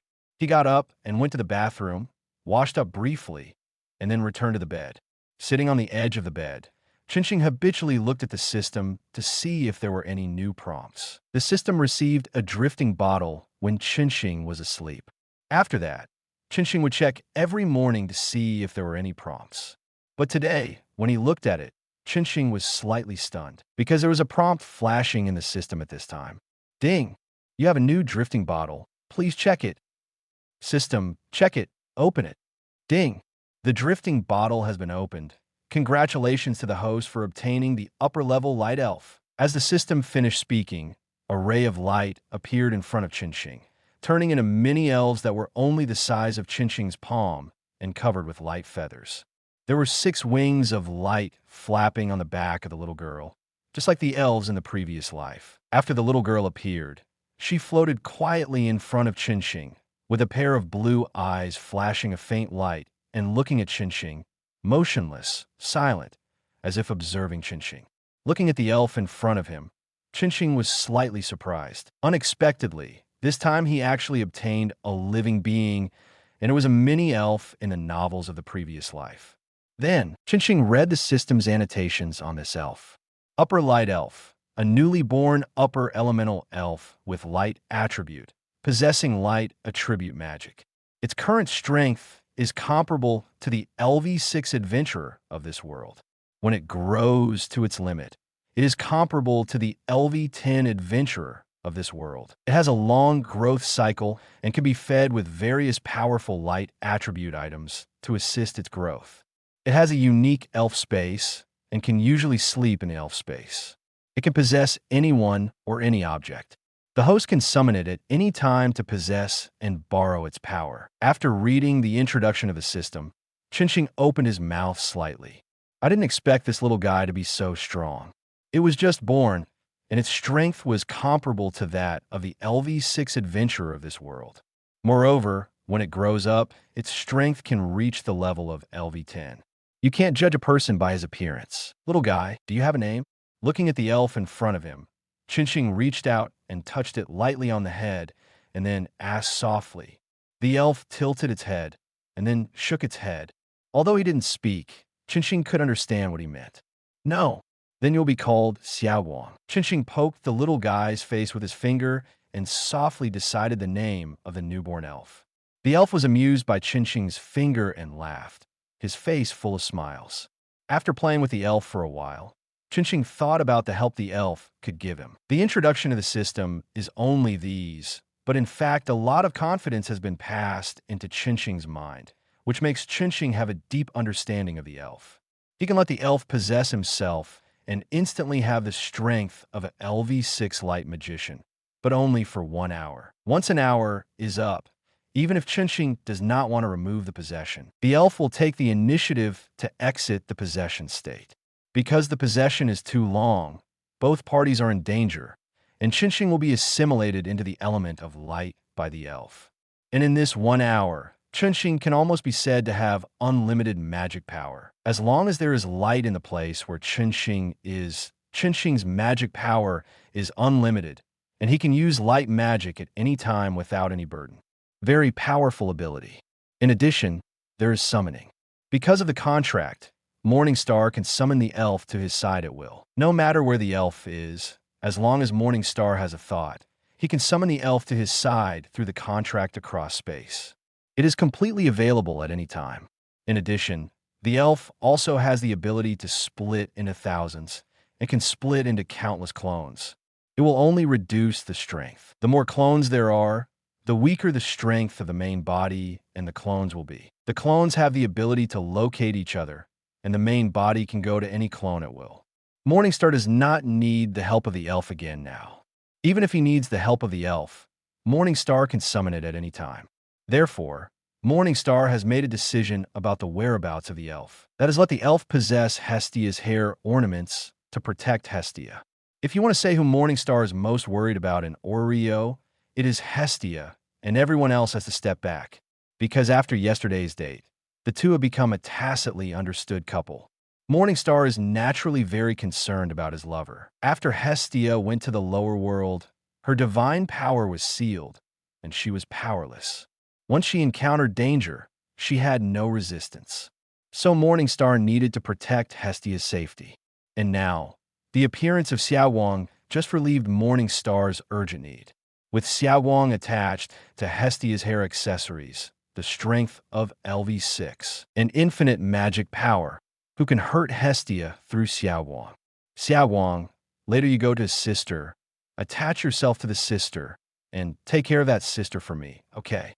Looking at Xiaowang holding his finger, Morningstar said with a smile. Hearing this, Xiaowang nodded repeatedly, without any hesitation, and directly took over the task of Morningstar. Well, then I'll leave it to you. Morningstar gently poked his little face and thanked him softly. Xiaowang's face suddenly bloomed with a bright smile, as if he was happy that he could help his master. Chapter 54. Aegina's jaw drops. Morningstar keeps her promise after leaving the library. Chunxing went directly to the guild headquarters to find Aegina. When he separated from Aegina yesterday, Chunxing promised Aegina that he would go to the guild to register for the upgrade today and tell Aegina about his adventure experience. Chunxing was not going to hide it. The main reason was that he was witnessed by the people of Loki's family when he encountered the monster feast before. So it is easy to be exposed if you make up adventure experiences. You make up some false intelligence information for the guild, but many of the assistants that can be enjoyed in the guild may not be available in the future. For things like consultants, the guild will not provide you with convenience. Moreover, Chunxing is not worried about his information being exposed, because even if the people in the guild know about his adventure experience, they will not tell it out. Will they tell other adventurers and let them fight against the Minotaur alone, or even surround the Minotaur group alone? It's incredible to think about it. As long as it can indirectly improve the level of adventurers, the guild will disclose information within the scope that will not affect each family. This is to increase the rate of collecting magic stones that can bring huge benefits. As the level of adventurers improves, the number of sacrifices will naturally decrease. It is the duty of many adventurer consultants to ask about the adventure experiences of upgraded adventurers without invading their privacy. But in the case of Morningstar, how can this be sharing information with other adventurers and increasing the channels for other adventurers to become stronger? This is clearly asking other adventurers to die. The protagonist Bell in the original book only fought a Minotaur alone and then upgraded. After reporting his situation, he gave the senior staff of the guild a headache. Claiming that such information must never be leaked is completely sending people to die. And Morningstar's experience is even more explosive than that of the protagonist Bell in the original book. A LV1 newcomer destroyed the monster feast of the Minotaur tribe. Can you believe this? Anyone who knows will be shocked. At least, Aina was shocked. She knew that Morningstar was very strong, because Morningstar's magic could kill so many monsters in an instant, and the power of magic was far beyond the LV1 level. But she didn't expect that Morningstar's strength was so terrifying that it could not only kill the Minotaur, but also kill the Minotaur's monster feast. Even though Aegina was an ordinaryite, after hearing such news, she had some guesses about Morning Star's strength. Morning Star's strength definitely exceeded LV1 and even exceeded LV2 to reach LV3. The people of Loki's family can confirm this. When I was dealing with the monster feast, Finn and his family from Loki's family happened to come back from the expedition and encountered it. They witnessed it all. If you don't believe it, you can go to them to verify it. Looking at Aegina with her mouth slightly open, Morning Star said again. The brave men, hearing this, Aegina understood that what Morning Star said was almost true. Because if it was false, she would be exposed immediately when she asked this question. Aina didn't think that the people of Loki's family would help Qinsheng cover up. It would not be good for Loki's family. I understand. I will pass all this information up, and the senior staff of the guild will make the decision. Aina took a deep breath, then looked at Qinsheng with a serious expression and said, Yeah. Qinsheng nodded. It's hard to imagine that your talent potential is so terrible. The upgrade speed alone is so amazing. I didn't expect your strength to be so terrible. Your grace improvement speed is more than 10 times that of the current fastest record holder Sword Princess AIC. I didn't expect that not only the improvement speed, but also the strength is so exaggerated. Once it is leaked, it will definitely cause an uproar. Although I don't think the senior staff will leak your information. Aina put away her serious look, smiled gently, and looked at Qinsheng. She was happy for Qinsheng's changes. The stronger Qinsheng's talent and strength, the more beneficial it is for Qinsheng. Because Qinsheng can grow up quickly and will not die. She was responsible for so many new adventurers, but none of them could grow up. From the beginning, she didn't want Qinsheng to repeat the mistakes of the new adventurers she was responsible for before. Well, even if my adventure experience is not leaked, the upgrade speed is enough to cause an uproar. I just confirmed that after tomorrow, the eyes of the gods of the entire Oreo will fall on me. Qinsheng smiled and said, Yes, the gods like to see these amazing things the most. Your situation is so special that it will definitely attract the attention of many gods. But don't worry, although the gods like special things, they will not affect you. Aegina nodded with a smile and said, However, the next moment, Aegina seemed to think of something. Your grace has increased so quickly, and you have entered the middle level so early, and the gains must be very high. So, you came to the guild to exchange for Valis before and concealed your situation. Morning Star, Aegina said, her face gradually became unhappy. I'm afraid you'll worry. Aina, you're very responsible for me. I don't want you to worry too much about me. After all, with my experience, if I let you know early, I'm afraid your heart can't stand it. After hearing what Aina said, Qinsheng instantly understood what Aina was talking about. It was nothing more than saying that he concealed his income, which made her spend some of savings. This made Qinsheng a little embarrassed, and he explained with a laugh. Forget it, it's okay. But, Qinsheng, you really didn't take my words into account at all. Aina looked at Qinsheng for a long time, and finally sighed and said helplessly, No, I didn't. I always keep your words in mind, Aina. Adventurers must not take risks. I have always kept this sentence in mind and have always acted according to your words. Qinsheng heard this and shook his head repeatedly. His expression became serious. Looking at Aina, he said in a firm tone. Aina was slightly startled by Qinsheng's serious reaction. It seems to be true. Although Qinsheng deceived himself, Qinsheng really didn't seem to take risks. Every time I saw him, Qinsheng only had some superficial injuries and never was seriously injured. What does this mean?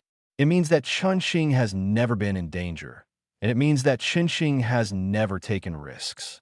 Thinking of this, Aina's heart warmed slightly. Thank you, Qinsheng. It seems that only you really take my words to heart and act according to my instructions. Looking at Qinsheng in front of her, Aina's heart trembled slightly, and an unknown emotion officially sprouted at this moment, and the speed of her heartbeat accelerated. Chapter 55, Consulting Hyde. Finn's affirmation after Qinsheng told Aegina about his situation. He chatted with Aegina for a few words and continued to work without disturbing Aegina. Now Aegina also knows that Qinsheng's talent and potential are very strong. In the future, Chinching can openly ask Aegina for information on each floor without having to hide it as before. After separating from Chinching, Aegina immediately reported Chinching's adventure information to her superior. In the office, Aegina's boss's reaction was not unexpected. After seeing the consulting materials she submitted, her boss, the team leader, was stunned. The office was unusually low-key. After a long while, Aegina's team leader slowly spoke. It's really a big deal. If that's the case, then this information must not be made public. No one can grow according to Morningstar's growth path. However, Aegina, I'll give you a task. Go and confirm this information with Loki's family. From the time he became an adventurer, he fought all the way from the first floor to the 17th floor. Half of the time, he was in the middle floor, killed thousands of Minotaur, and once encountered a Minotaur monster feast. Is this something a new adventurer can do? This is simply a monster. If this kind of information is leaked and adventurers are asked to grow according to this growth path, isn't it telling adventurers to go and die? Once Morningstar's activity record is announced to adventurers as a condition for short-term upgrades, adventurers will definitely curse him. There will definitely be curses like, "Does your guild treat us as idiots?" Yes, team leader. Aegina had already known the team leader's instructions, so she didn't find it strange. After saying that, Aegina was ready to leave. However, before she walked out of the office, Aegina was stopped by the team leader. Aegina turned around and looked at the team leader in confusion. Don't tell anyone about Morningstar's information. No one could tell it. This is for the good of Morningstar. Do you understand? The team leader said seriously. If Morningstar just defeated a Minotaur across levels, this is a bit exaggerated, but it is acceptable after all, whether it is an adventurer or a god. But Morningstar's situation is obviously too exaggerated. If it is spread out, it will definitely do more harm than good to Morningstar. As for the Loki family, he will pass this information to the guild leader later and let the guild leader deal with it. But on Aegina's side, he can give some instructions. I understand. Team leader, I won't leak it. Hearing the team leader's words, Aegina nodded solemnly. She would naturally not harm Morningstar. Even if the team leader did not remind her, Aina would not leak this matter. Well, go and find Loki's family to confirm it. Come back as soon as possible. The team leader nodded and said, when Aina brings back the confirmed information, he will report this matter. Yes, team leader, I will come back as soon as possible. Aina seemed to hear the team leader's urgency and promised very seriously. Well, go. The team leader nodded and then waved to Aina. Aegina nodded, turned around, and quickly left the office in one go. After Aegina left, the team leader looked at the information in his hand, and the whole person fell into a trance, muttering constantly. Too exaggerated. On the other side, Aegina quickly left the guild after leaving the team leader's office and rushed to the direction of the Twilight Pavilion. When she arrived at the Twilight Pavilion, Aegina's identity as a guild employee was directly let in by the guards.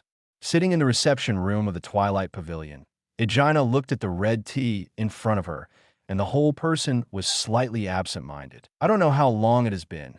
The sound of the door opening woke Aegina from her trance. Aegina looked up and saw Finn and Lavilia walking in from the door. Ah, Miss Aegina, long time no see.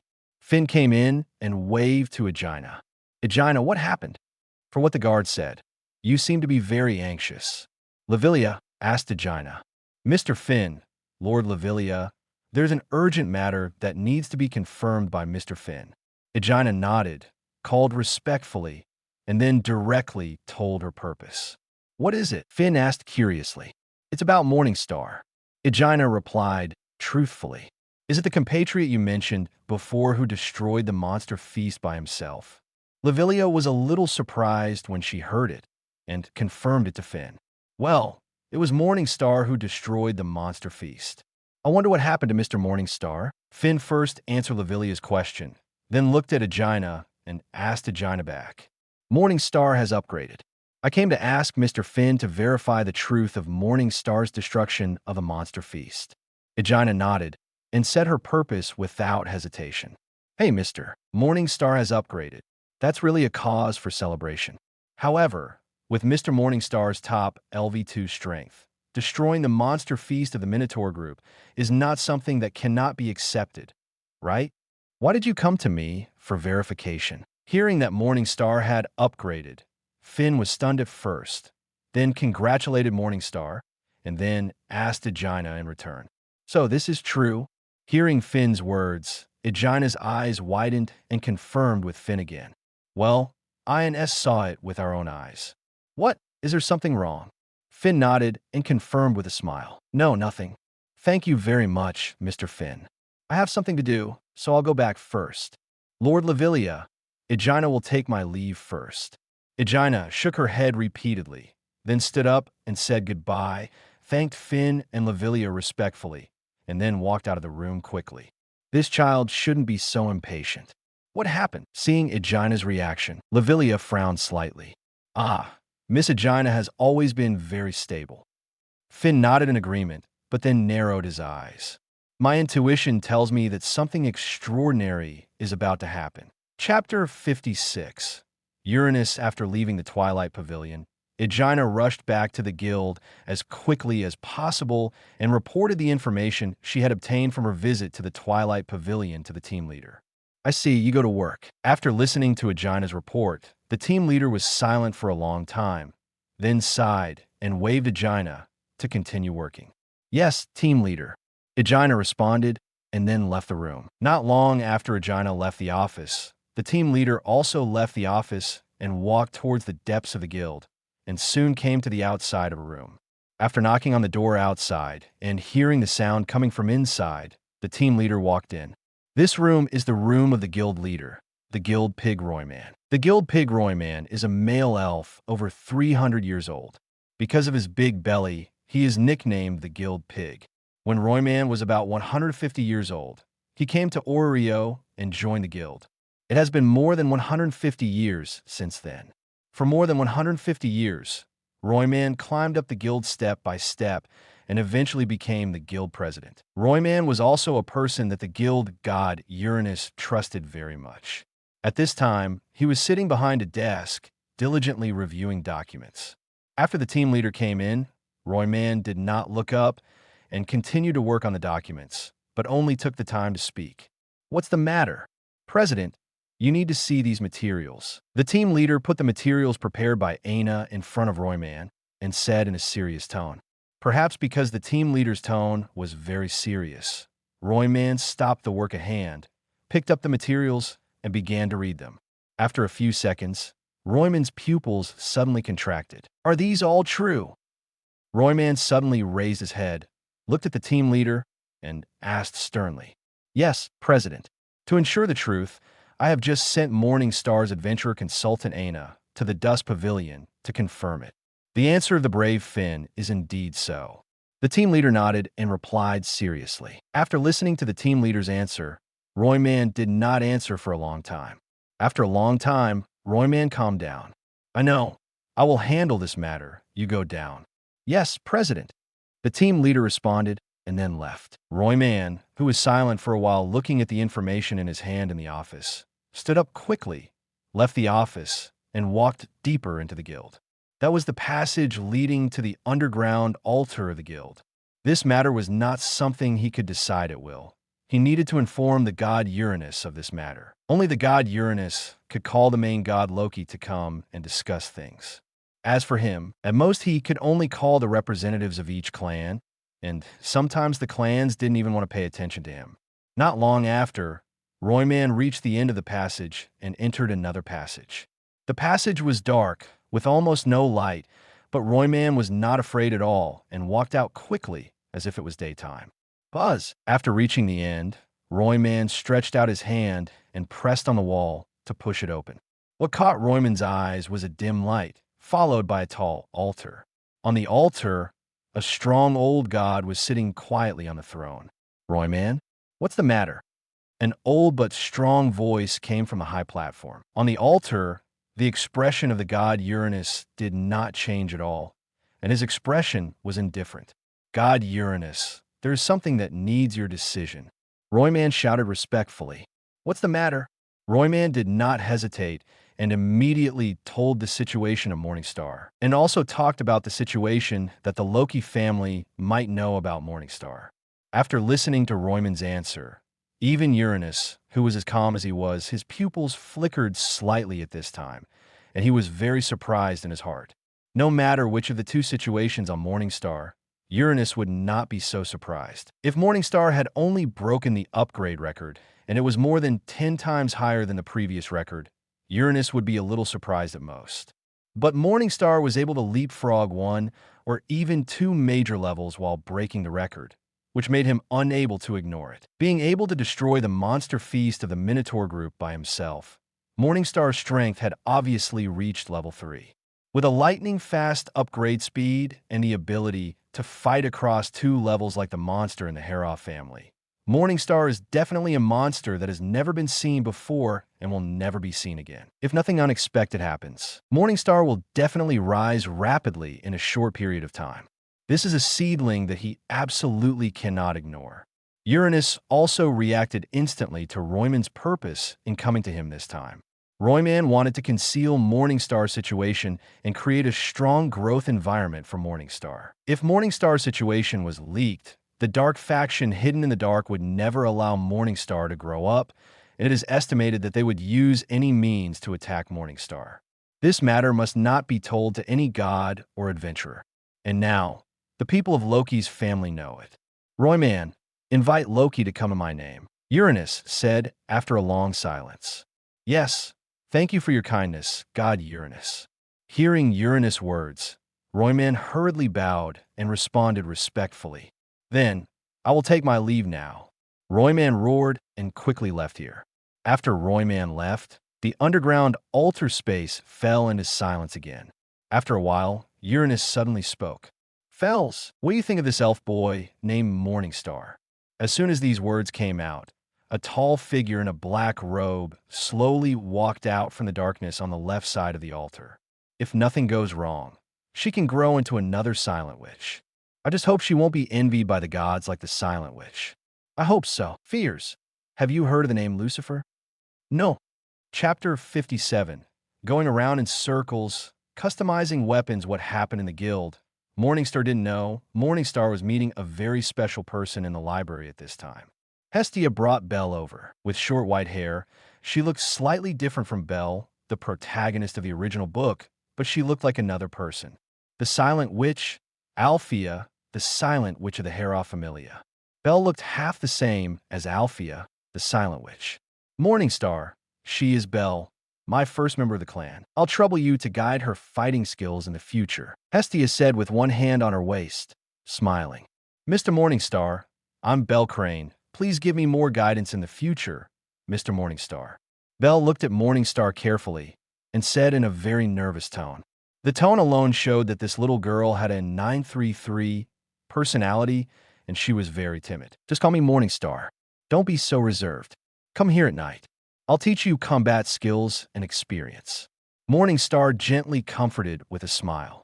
I don't know how this guy with such a cowardly character thought of becoming an adventurer. The protagonist Belle in the original book came to Orio to become an adventurer because he wanted to meet a beautiful girl in Orio, and becoming stronger was only secondary. What is the dream of this girl in Orio? Is it to meet a beautiful boy? Morningstar thought with interest. Yes, Lord Morningstar. Belle responded after hearing this. Okay, it's directly upgraded from a gentleman to an adult. Morningstar didn't seem to be entangled in this matter. After nodding, he looked at Hestia. The family should have registered, right? Yes, I took her to register in the morning and came back after the registration. Hestia smiled and nodded. Have you found the adventurer consultant? Morningstar continued to ask. Yes, I found it too. It's your adventurer consultant, Aina. Hestia nodded and grinned, her big white teeth gleaming, looking very proud. Morningstar didn't expect that after all the twists and turns, even if Belle was feminized, Aegina would still be Belle's adventurer consultant. As for the fact that one adventurer consultant was responsible for several new adventurers, Morningstar was not surprised. This was very normal. Take Belle to pick out a better set of equipment. Morningstar took out his passbook from his pocket and handed it to Hestia, smiling, and said, after yesterday's date, although the two did not formally confess, they had already understood each other. And since Belle is Hestia's family, Morningstar will take care of her. But Morningstar will not go with them. Let Hestia take Belle to buy it herself, and it can also improve the relationship between the family's main god and members. Thank you very much. Belle will pay you back when she makes money in the future. Hestia took it without hesitation and thanked him with a smile. Thank you very much, Lord Morningstar. Although Belle felt that this was a bit inappropriate, she couldn't say anything since her Lord God had taken it. So she thanked Morningstar directly. Well, go ahead. Hestia took Belle to buy equipment and supplies for the adventure. Morningstar also left the library and went to the Hephaestus clan base to find Chun. Since he had upgraded, he needed to change his weapon. Morningstar was going to change to a second-level weapon. It just so happened that a piece of bone fell off when he killed Goliath before, which was just right for forging a second-level weapon. Chun was Morningstar's exclusive forger, so Morningstar naturally had to go to her. Morningstar was going to let Chun forge an immortal weapon that could be continuously upgraded for him. As for whether such a weapon could be forged successfully, Morningstar didn't know whether he needed to talk to Chun. It didn't take much time for Morningstar to arrive at the Hephaestus clan base, because Morningstar had come here many times in the past few days, and Chun had also taken special care of him. When Morningstar came here, the guards didn't even stop him and let him in directly. After walking around in the huge castle for a long time, Chinching asked the members of Hephaestus's family and confirmed where Chun was, and then he came to Chun's forging workshop. Oh, Chinching, I haven't seen you for a few days. Are you here to maintain your weapons again? When Chinching came over, Chun was not forging, but was polishing a piece of metal, or Chun immediately noticed Chinching's arrival. When he looked up and saw that it was Chinching, Chun smiled brightly and waved at Chinching and said hello. Hey, and I came to you to forge weapons. Chinching also waved and said hello with a smile. As soon as these words came out, Chun's eyes lit up, the movements in his hands stopped, and the whole person appeared in front of Chinching in an instant. You kid, I have been your exclusive forger for 10 days, and you finally asked me to forge equipment. Chun said excitedly. Tell me, what kind of equipment do you want to make? Nowadays, there are various types of equipment in Oreo. I will make them at the next level. Chun said excitedly. I want to make a second-level immortal attribute longsword, which can be upgraded by further forging. The main material is this. Can you do it? Chinching handed over the bone of Goliath that he had been holding for a long time, and then expressed his request. Is an immortal weapon that can be upgraded? No problem. But where did you buy this bone? This thing is at least a material dropped by a monster of level IV.4. It is more than enough to forge a second-level weapon. Chun agreed to Chinching's request without thinking, because she had forged several weapons that could be upgraded through subsequent forging, and she could do it. But she was more interested in the bone in Chinching's hand because she had never seen it. Well, don't ask, Chinching said with a smile. Chinching didn't intend to tell about Goliath's 5.7 incident, and there was no Goliath-related thing in the adventure experience he gave to the guild. Okay, no questions, give me 2 days. 2 days will do. But are you sure you don't need defensive equipment? Chun nodded and didn't ask any more questions, but asked about Morningstar's defensive equipment. Defensive equipment is not needed. This set is good enough now. You are really weird. Haha, really? By the way, if Morningstar gets some special metal materials or drop materials that can be used to forge weapons in the future, come to me first. I will give you an absolutely cost-effective price. Chun said without looking back while walking towards the forge with the Goliath bone, as if chatting with a friend. Well, okay. Chapter 58. Loki's plan, and Loki's family members all agree at night. In the Twilight Pavilion, Loki returned to the Twilight Pavilion from a guild. He sat on the sofa in the hall with a frown on his face. It was unknown what he was thinking. The whole hall was very quiet. But soon, this silence was broken. Loki, what do you want to talk to us about? Finn's voice sounded in the hall. Loki looked up and saw Finn walking towards this side with a group of people. Almost all the high-level members of Loki's family were here. Even the elf Lafia was here. You're all here, sit down. Seeing Finn and his friends coming, Loki greeted them happily. Hearing this, Finn and his friends did not hesitate and directly found a seat and sat down. But some people were very independent. Bert did not sit down, but stood behind the sofa where Finn was sitting with his hands in his pockets.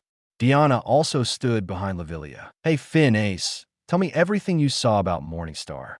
After everyone was in their respective positions, Loki excitedly asked Finn about the situation when Finn and others first met Morningstar. Although Finn and others mentioned it before, they didn't say much after all. Later, Loki learned about it again from Ace and learned more. But now, Loki wants to hear the scene of Finn and others meeting Morningstar again. There is no way. The news just heard at the underground altar of the guild is too shocking. Now she has a very strong interest in Morningstar.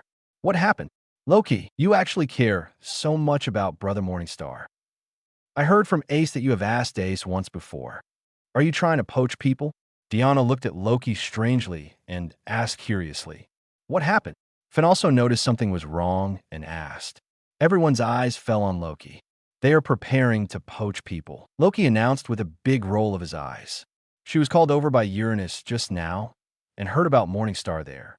She was shocked to know that Morningstar was only 4.1 before it was upgraded, because she heard from her family members that Morningstar destroyed the Minotaur's monster feast alone a few days ago. That strength is definitely at the IV.3 level. However, Finn and others said that Morningstar's favor should be at the level of IV.2 on the verge of upgrading, and the ability value is at least A to S level. Later, during the Monster Festival, Morningstar actually killed the new type of carnivorous plant monster that was difficult for Deanna and Dion to kill without weapons. Later, Lafia said that the magic power of the star was close to 0.5. At that time, Loki thought that Morningstar should have accumulated enough merit points to upgrade after the Monster Feast. During the Monster Festival, he should have reached IV.3, and he had a powerful skill that killed new monsters in seconds. In terms of magic, he was as talented as Lafia, and his magic firepower could jump over a level. IV.3 had IV.4 and close to LV5 magic firepower, which was weaker than Lafia. After all, Lafia had LV5 magic firepower at IV.3.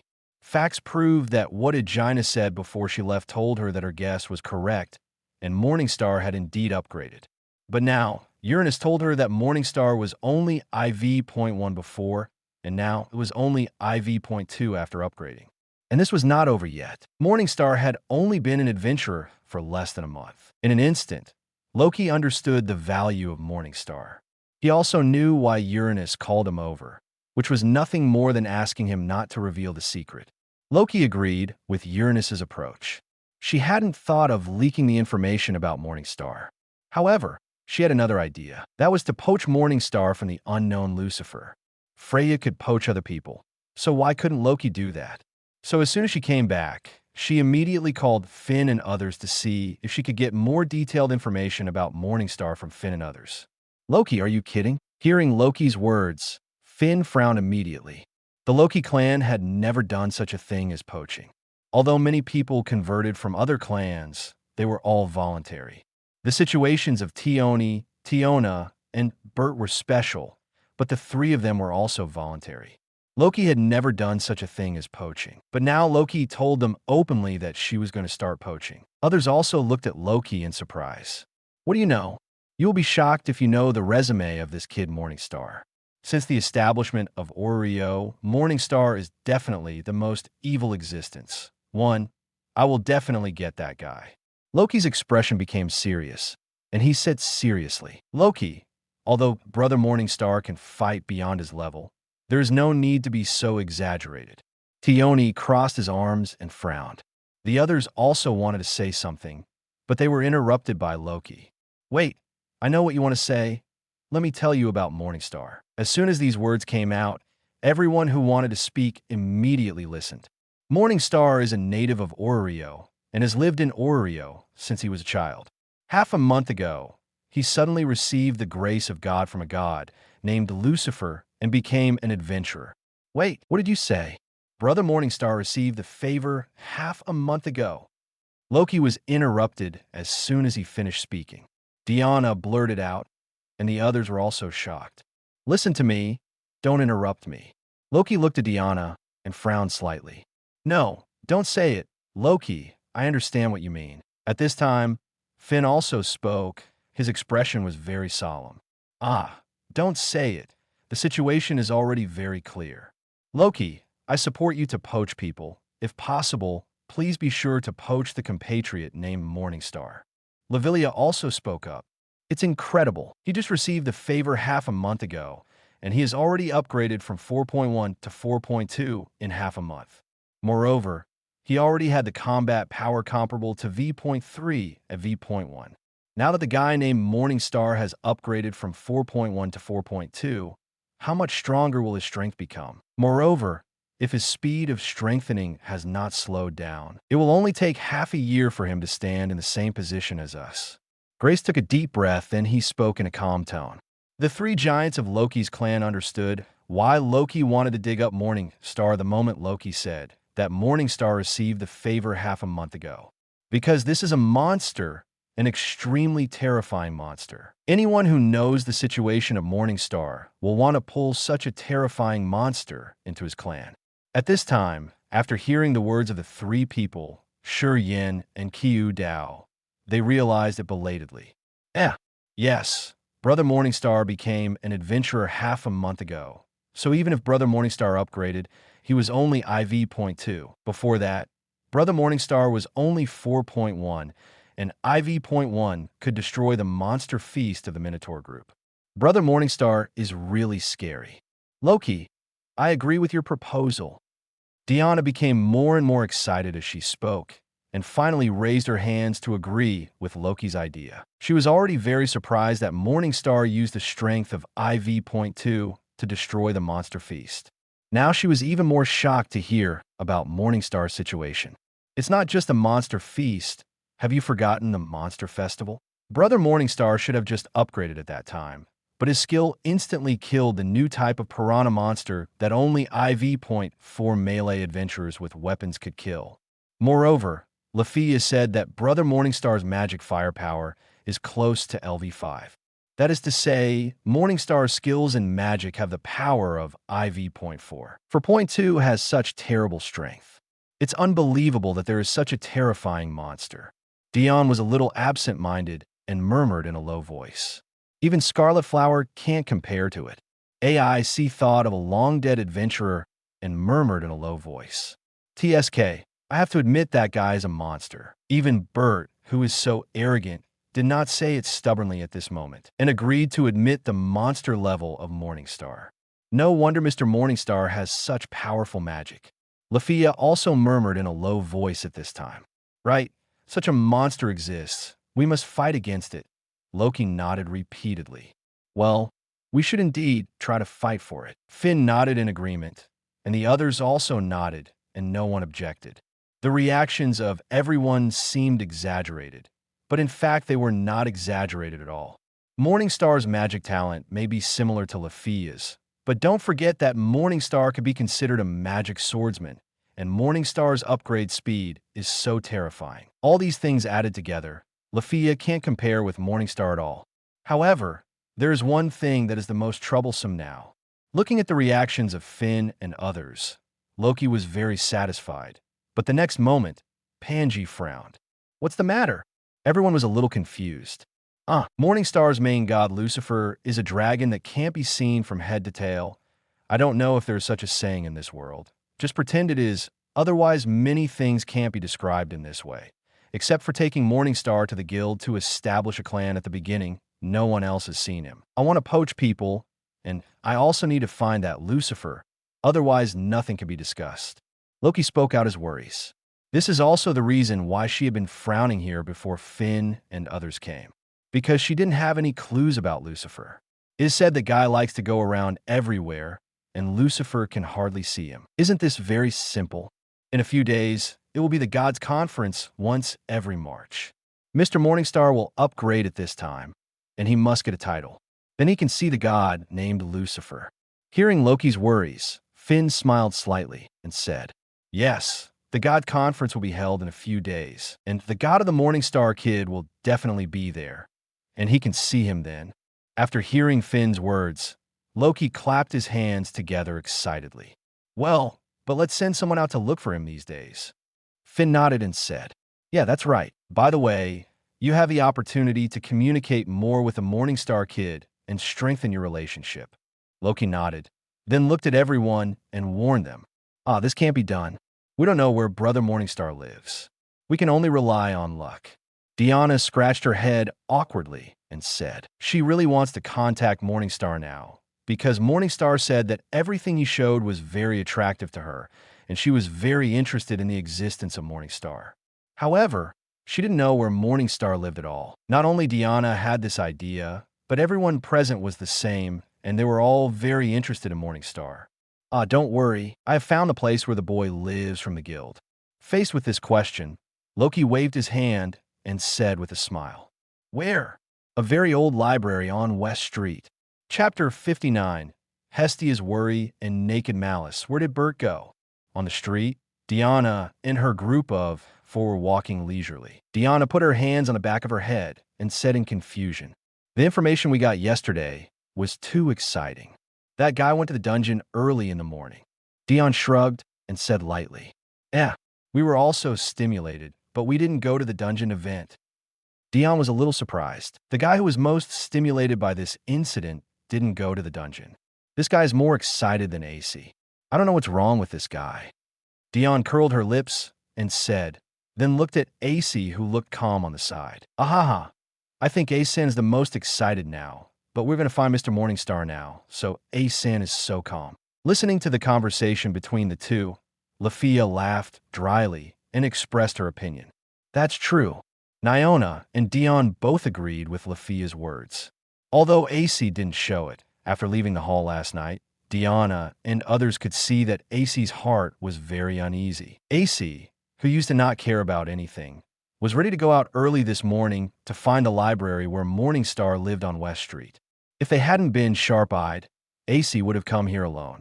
Fortunately, they saw it in time and followed along. AC didn't care about the conversation between the few people, and her heart was already filled with the figure of Morningstar at this time.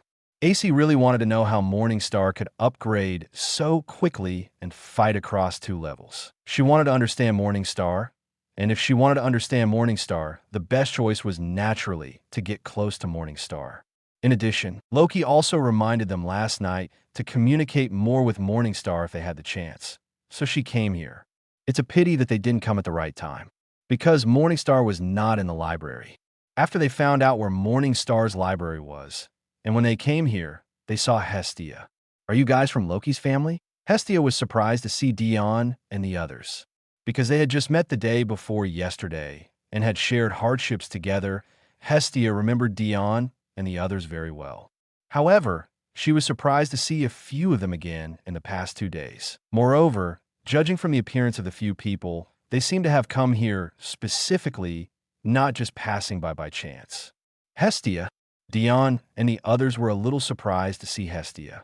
Dion called out Hestia's name directly. Dion was not someone who would use honorifics to address gods, and she would just call out their names directly. Why are you here? Hestia nodded and asked, Come to see Brother Morningstar? Speaking of which, Hestia, why are you here?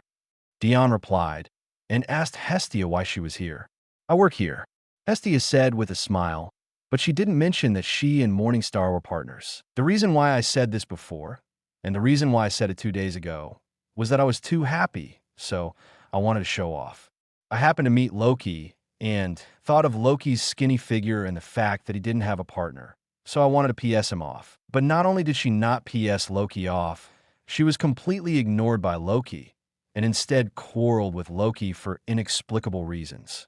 She didn't want to talk about this matter now. It was meaningless. We are here to find Brother Morningstar. Is Brother Morningstar here? Tioni heard this, nodded in understanding, and then directly said the purpose. That's really unfortunate. Morningstar went to the dungeon. Hearing that several people were here to find Morningstar, Hestia's heart immediately became alert, but she still told them what Morningstar was doing. Although she didn't like girls surrounding Morningstar, Hestia would not interfere with Morningstar's life. She believed that Morningstar would not let her down. Well, it seemed that these people were all very good. Morningstar, a pure boy who had just begun to fall in love, should not be tempted, right? For a moment, Hestia was a little unconfident. Diana and the others were all very beautiful, especially S, whose appearance could be compared with these goddesses. And she was a 3-0, which was called a plus point by the children in the lower world. Thinking of this, Hestia's eyes fell on S. "What's the matter?" Being stared at by Hestia, S felt a little uncomfortable and asked. "No, it's okay." Hestia, who was discovered, had to retract her gaze. "Say, since Brother Morningstar is not here, then we will go back first." "Goodbye, Hestia." Diana glanced at S and then at Hestia. She didn't know what was going on between the two, but she didn't think of asking. She waved to Hestia and said goodbye. Since Morningstar was not here, there was no point for them to stay here. "Let's go," Tione said to the other 3 people, then turned and walked outside. "Goodbye, Hestia."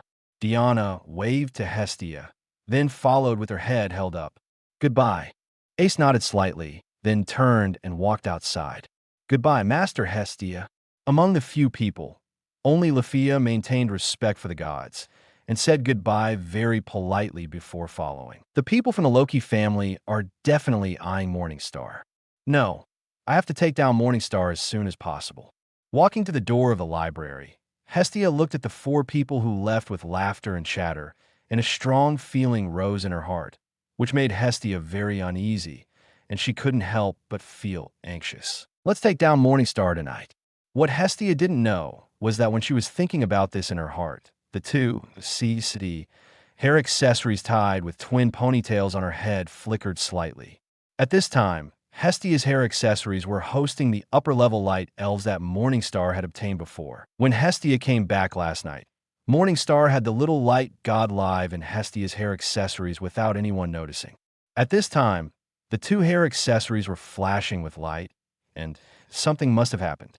However, except for the owner of Little Light, Morningstar, no one knew what this meant. Time went back to 3 hours ago.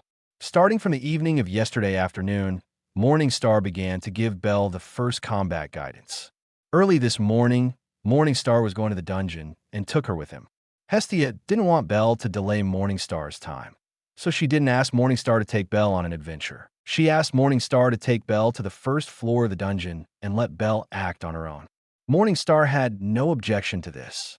According to Hestia's instructions, after taking Belle to the first floor, she separated from her and then flew straight to the direction of Zhongkong in the 10th path of the Reincarnation I mode. Before the upgrade, Morningstar had already reached the 20th floor, and today Morningstar was going to the 21st floor.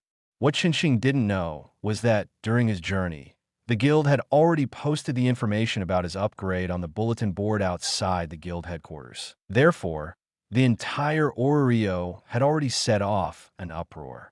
Everyone was shocked by the information about Qinxing's upgrade. It was unimaginable that he could upgrade within half a month of becoming a new adventurer. You should know that before Qinxing's record appeared, the fastest upgrade record was Sword Princess AC. But Sword Princess AC also took more than a year to upgrade. Qinxing has now broken this record, and it is still a very violent one. The growth rate is more than 20 times faster than AC. This speed is completely a monster. Therefore, now all the adventurers in Oreo are discussing this matter. Even the gods are no exception. But Qinxing didn't know these. Qinxing flew for more than an hour and arrived at the 21st floor. The floors from the 19th to the 23rd floor are called the Big Tree Maze by adventurers.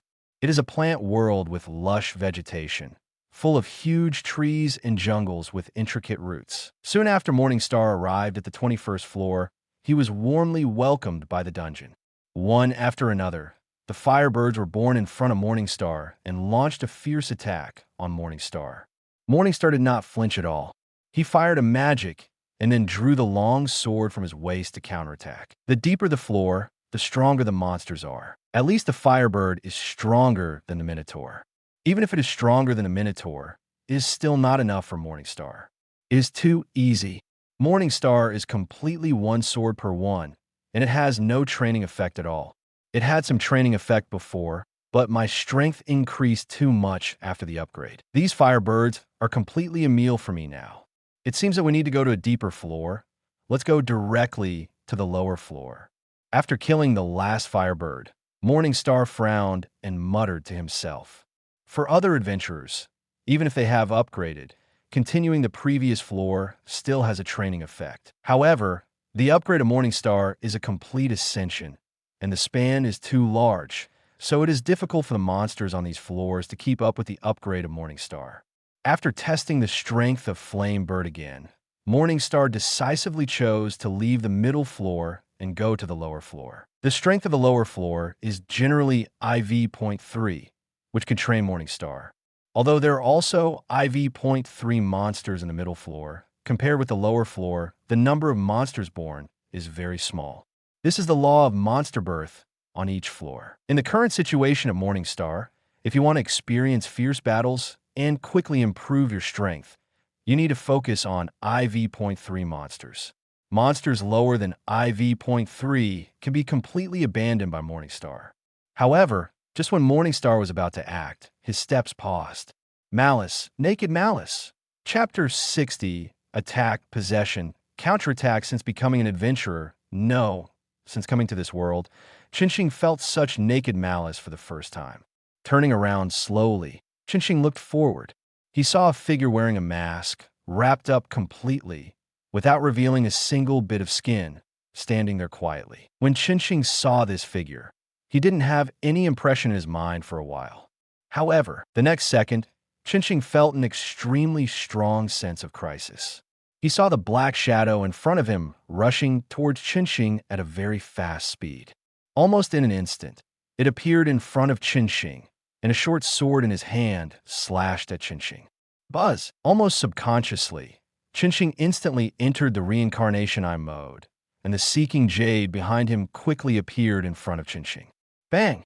The violent explosion instantly covered the position where Chinching was, and the area within a radius of dozens of meters was covered by white light. Whoosh! Whoosh! 2 seconds later, 2 figures rushed out from the center of the explosion and flew in different directions. Bang! One of the figures flew out and then shot out like a cannonball. It didn't stop until it hit a huge tree root. Ahem, first level adventurer, LV6. A trace of blood flowed from his mouth. Chinching looked ahead solemnly and murmured in a low voice. Chinching was very sure that the person who attacked him just now was definitely a level 6, and he was also a leader among the level 6. Otherwise, it would be impossible to cause such serious damage to him. In the previous attack, he even used the Seeking Dao Jade and used all his strength, but he was still no match. The Seeking Dao Jade collided violently with an unknown force. The powerful annihilation force was blocked by this force, and then a powerful force followed the Seeking Dao Jade. It was transferred to himself. Morningstar has upgraded. Even without using the Samsara Eye mode, his strength is still at the top level of IV.3. After entering the Samsara Eye mode, Morningstar's strength has leapt a level and reached the limit of IV.4. However, even with such strength, he was still severely injured by this force. If Morningstar did not have the Holy Grail of the Netherworld, he would have been seriously injured and fell to the ground with that blow just now. Now he probably can't even move. This kind of power is definitely not something that IV.5 can do. It is definitely an adventurer of the level of IV.6, and is also a very powerful class among IV.6, and it may even be more powerful. On the other side, although another figure flew out, it was not as embarrassed as Morningstar. When it flew out, it was able to perform a back somersault, landed steadily on the ground.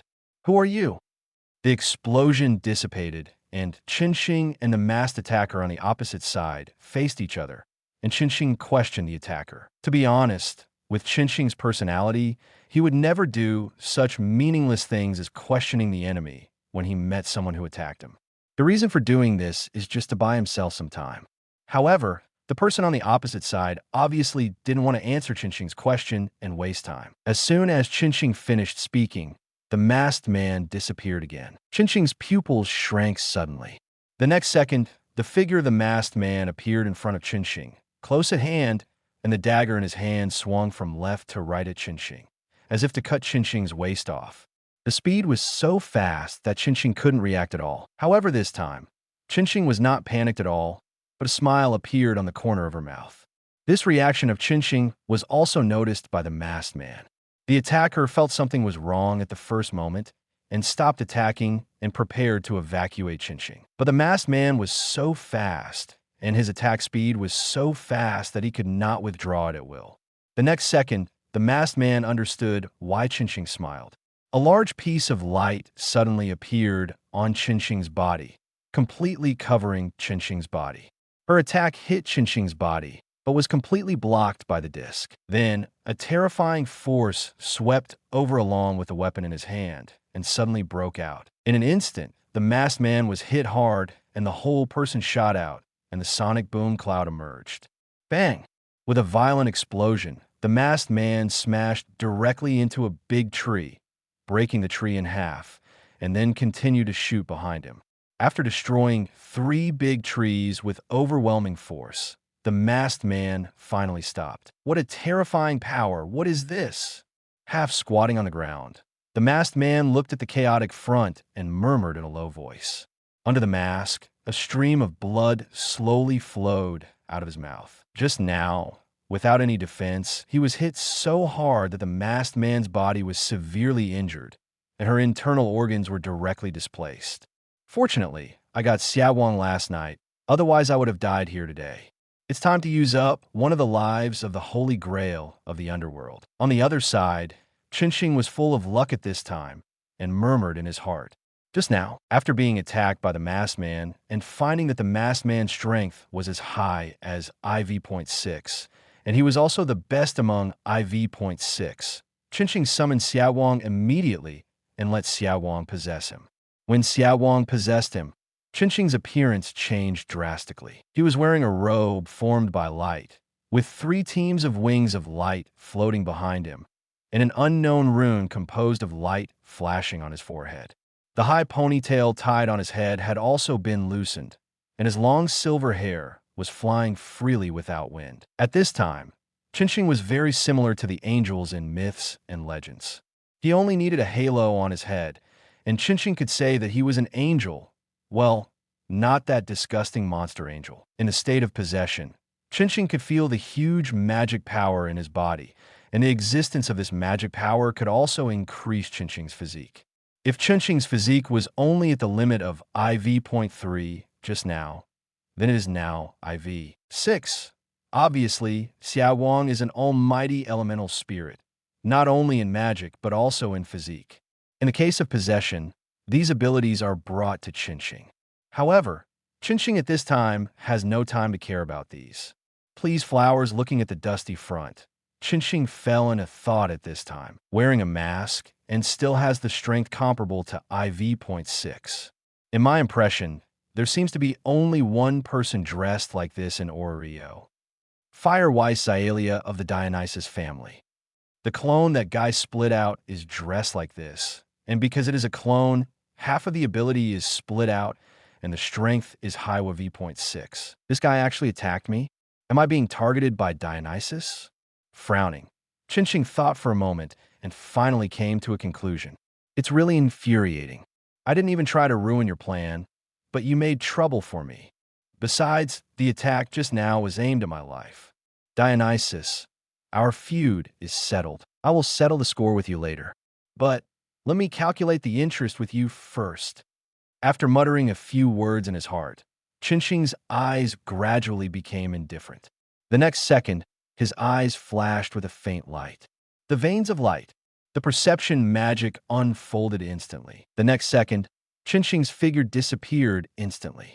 When he appeared again, he was already in front of Fairway's clone. Fairway obviously didn't expect that Qinxing's speed would be so fast that even she couldn't react. When she reacted, a white ball of light had appeared in her abdomen. And Qinxing's face was close at hand, and he uttered an extremely cold word. The horn of destruction. Buzz. The violent light burst out from the middle of the 2 people, spreading silently to the surroundings, very gentle, as if it would not cause any damage to anyone or anything. But in the most central area, how terrifying was the light covering Fairway's body. It was so terrifying that it would instantly she killed him. Without any hesitation, Fire Wheezy recited the spell of release. The fantasy ends, the soul returns. Your body cannot be separated. As Fire Wheezy's voice fell, Fire Wheezy's body suddenly became illusory and disappeared completely under the cover of light. Watching this scene, Chinching did not react at all, as if he had expected half of it. Chinching had indeed expected the scene in front of him to happen. It was only a clone that attacked him. As long as the magic was lifted, the clone would naturally disappear. However, Chinching was not angry about this, because even if the clone's magic was lifted, its main body would definitely not feel good. With a thought, Chinching stopped the explosion of magic, and the spreading light gradually dissipated, revealing the scene under the light. A very terrifying scene, although it was not as scorching as 1,000 miles. With Chinching as the center, everything within 1,000 meters around disappeared completely, becoming a barren land, as if it had been completely obliterated by an invisible force. Chapter 61. Holding a grudge, blushing Aina, and Tsubaki's teasing, Thank you, Xiao Wang. After exiting the possession state, Chinching reached out and tapped Xiao Wang, who was sitting on his shoulder, and thanked him with a chuckle. Xiao Wang didn't say anything, but just rubbed his face against Chinching's with a bright smile on his face. Go back to Hestia. After teasing Xiao Wang a few more times, Chinching gently instructed. Xiao Wang nodded, and then turned into light and disappeared. When he appeared again, he had returned to Hestia's side. Xiao Wang can split a clone and use the clone to locate and reset. As long as there is a clone, Xiao Wang can teleport there in an instant. Just now, when Xiao Wang was summoned by Chinching, he split a clone in advance and stayed in Hestia's hair accessories as a resurrection point. Instantly returning to Hestia's side is done through the characteristics of the clone. Hestia didn't notice this at all and was reading a biography with relish at this time. In the dungeon, Morningstar had left the battlefield and came to another place that was not destroyed. Leaning against the roots of a big tree, Morningstar drank a potion that restored his physical strength and magic power, and quietly recovered himself. At this time, Morningstar was in a very embarrassing situation, not because of his injuries, but because of his clothes. The equipment given by Aina was now broken into pieces, and it was completely unrecognizable. When he was attacked just now, the power of Fire Wheezy not only injured Morningstar, but also broke all the equipment on his body. Looking at the broken equipment on his body, Morningstar frowned slightly. This was the equipment given to him by Aina, and Morningstar was still thinking about keeping it. After all, he didn't need to defend the next door, so he didn't need to replace it. Unexpectedly, it was damaged to this extent because of Fire Wheezy's sneak attack after just a short time. After quietly looking at the equipment on his body for a long time, Morningstar slowly retracted his gaze and looked up at the ceiling. Let Chun help repair it after we go back. After muttering to himself, Chinching stood up. After what happened, Chinching was in no mood to continue taking risks. He had to go back and vent his anger. Dionysus, wait for me. After putting away the tattered equipment and clothes, Chinching took a new set of clothes from the system space and put them on before starting his return journey. Chinching didn't want others to know that he was attacked, whether it was Hestia or Aegina, because Chinching didn't want them to worry. However, what you fear most will come true. When he returned to the ground, Chinching happened to meet Aegina, who was working under the Tower of Babel. Chinching, where is your equipment? Are you okay? Looking at Chinching, who was completely different from the morning, Aina frowned slightly. Her work today is at the Tower of Babel. When Chinching took Belle into the dungeon in the morning, she also met Chinching and chatted with Chinching for a while. Chinching was wearing equipment at that time. Why is the equipment gone now? Moreover, Chinching didn't wear this set of clothes before. However, the next moment, Aina seemed to understand something and became worried. Looking at Aina standing in front of her and looking at her with concern, Chinching was a little embarrassed. This was caught directly. Injured, was the equipment destroyed during the battle? Looking at the embarrassed and silent Chinching, Aina asked worriedly. Well, when I went to the 24th floor, I wanted to see how strong I would be after upgrading, so I went to find a more powerful monster to fight. I was a little injured, but it's not a big deal. Chinching nodded slightly and made up a reason to answer. Let me see how your injury is. Hearing that Chinching was injured, Aina's heart suddenly lifted up, and her hands quickly placed on Chinching's body, anxiously groping on Chinching's body. However, while touching, Aina suddenly came to her senses and found what she was doing. Her face turned slightly red, and she quickly retracted her hand. What on earth was I doing? I was touching Chinching's body in such a place. It's good that you're okay, Aina said to Chinching calmly. Yeah, it's okay. Chinching was also confused by Aina's behavior just now, but after seeing Aina's blushing cheeks, Chinching smiled slightly, did not mention it, and replied softly. It's good that the equipment is broken. The equipment I bought for you before can no longer keep up with your adventure, and it's time to replace it. Chinching, do you have any high-end equipment store you're interested in? Do you need me to recommend one to you? Seeing that Chinching didn't care about what happened just now, Aina breathed a sigh of relief, but she felt a little disappointed in her heart. But Aina quickly came back to her senses and began to change the subject. No, I don't need advanced equipment. The equipment you gave me, Aina, is only a little broken, not completely damaged. I will take it to repair it. Chinching shook his head and said gently, shaking the bag hanging on his waist, which looked strange at first glance. But, Chinching, that set of equipment was only bought for you to use in 4.1, but you are now in 4.2, and that set of equipment can no longer be of effective help. Hearing that Chinching was not going to change the equipment, Aina hurriedly persuaded. Well, after all, it is a gift from you. Aina, I will cherish it. Facing the anxious Aina, Chinching smiled and replied. When these words came out, Aina was stunned, and then she didn't know what she thought of, and her cheeks turned red. Seeing Aina blush twice a day, Chinching felt it was quite interesting and didn't say anything, but quietly admired it. Aegina also noticed Chinching's action and calmed down immediately. Her red cheeks quickly cooled down. She glared at Chinching fiercely, then turned and left without saying hello and continued to work. Chinching saw this and waved to Aegina without disturbing her and turned and left. After Chinching took a step, Aegina slowly turned around and looked at Chinching's gradually receding back. For some reason, she now cares more and more about Chinching. It's not the kind of care that an adventurer consultant takes responsibility for adventurers, nor is it the care between friends, but it seems to be a deeper kind. Thinking of this, Aegina's cheeks turned red again. In the past few minutes, Aegina has blushed 3 times, which can be compared with the number of blushes last month. However, the next moment, Aegina thought of Hestia, frowned slightly, and a somewhat incredible decision arose in her heart. What about Lady Hestia? On the other side, after leaving the Tower of Babel, Morningstar walked towards the base camp of the Hephaestus Familia. He greeted the guards and walked into the base camp of the Hephaestus Familia under the guards' admiring gaze. Along the way, Morningstar met many members of the Hephaestus Familia. Their attitudes were exactly the same as the guards before. They looked at him with admiring eyes, which made Morningstar a little puzzled, but Morningstar didn't care too much and continued to walk towards Chun's forge. In the forge, Chun took off her daily kimono, with a layer of bandage wrapped around her chest, holding a hammer in her hand, and was working hard and sweating as she hammered the materials on the forging table.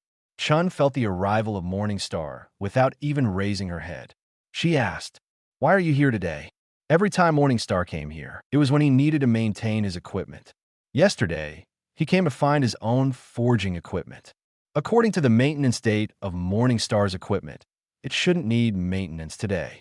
My defense equipment is broken, so I came to you to repair it. Morningstar said the purpose. Well, I know. Wait there for a while, and I'll tell you later. Chun nodded, and then continued to hammer the materials, no longer paying attention to Morningstar. Morningstar nodded in response, and then sat on a chair nearby, quietly watching Chun hammering the materials. To be honest, Chun's body proportions are really explosive, more explosive than Hestia.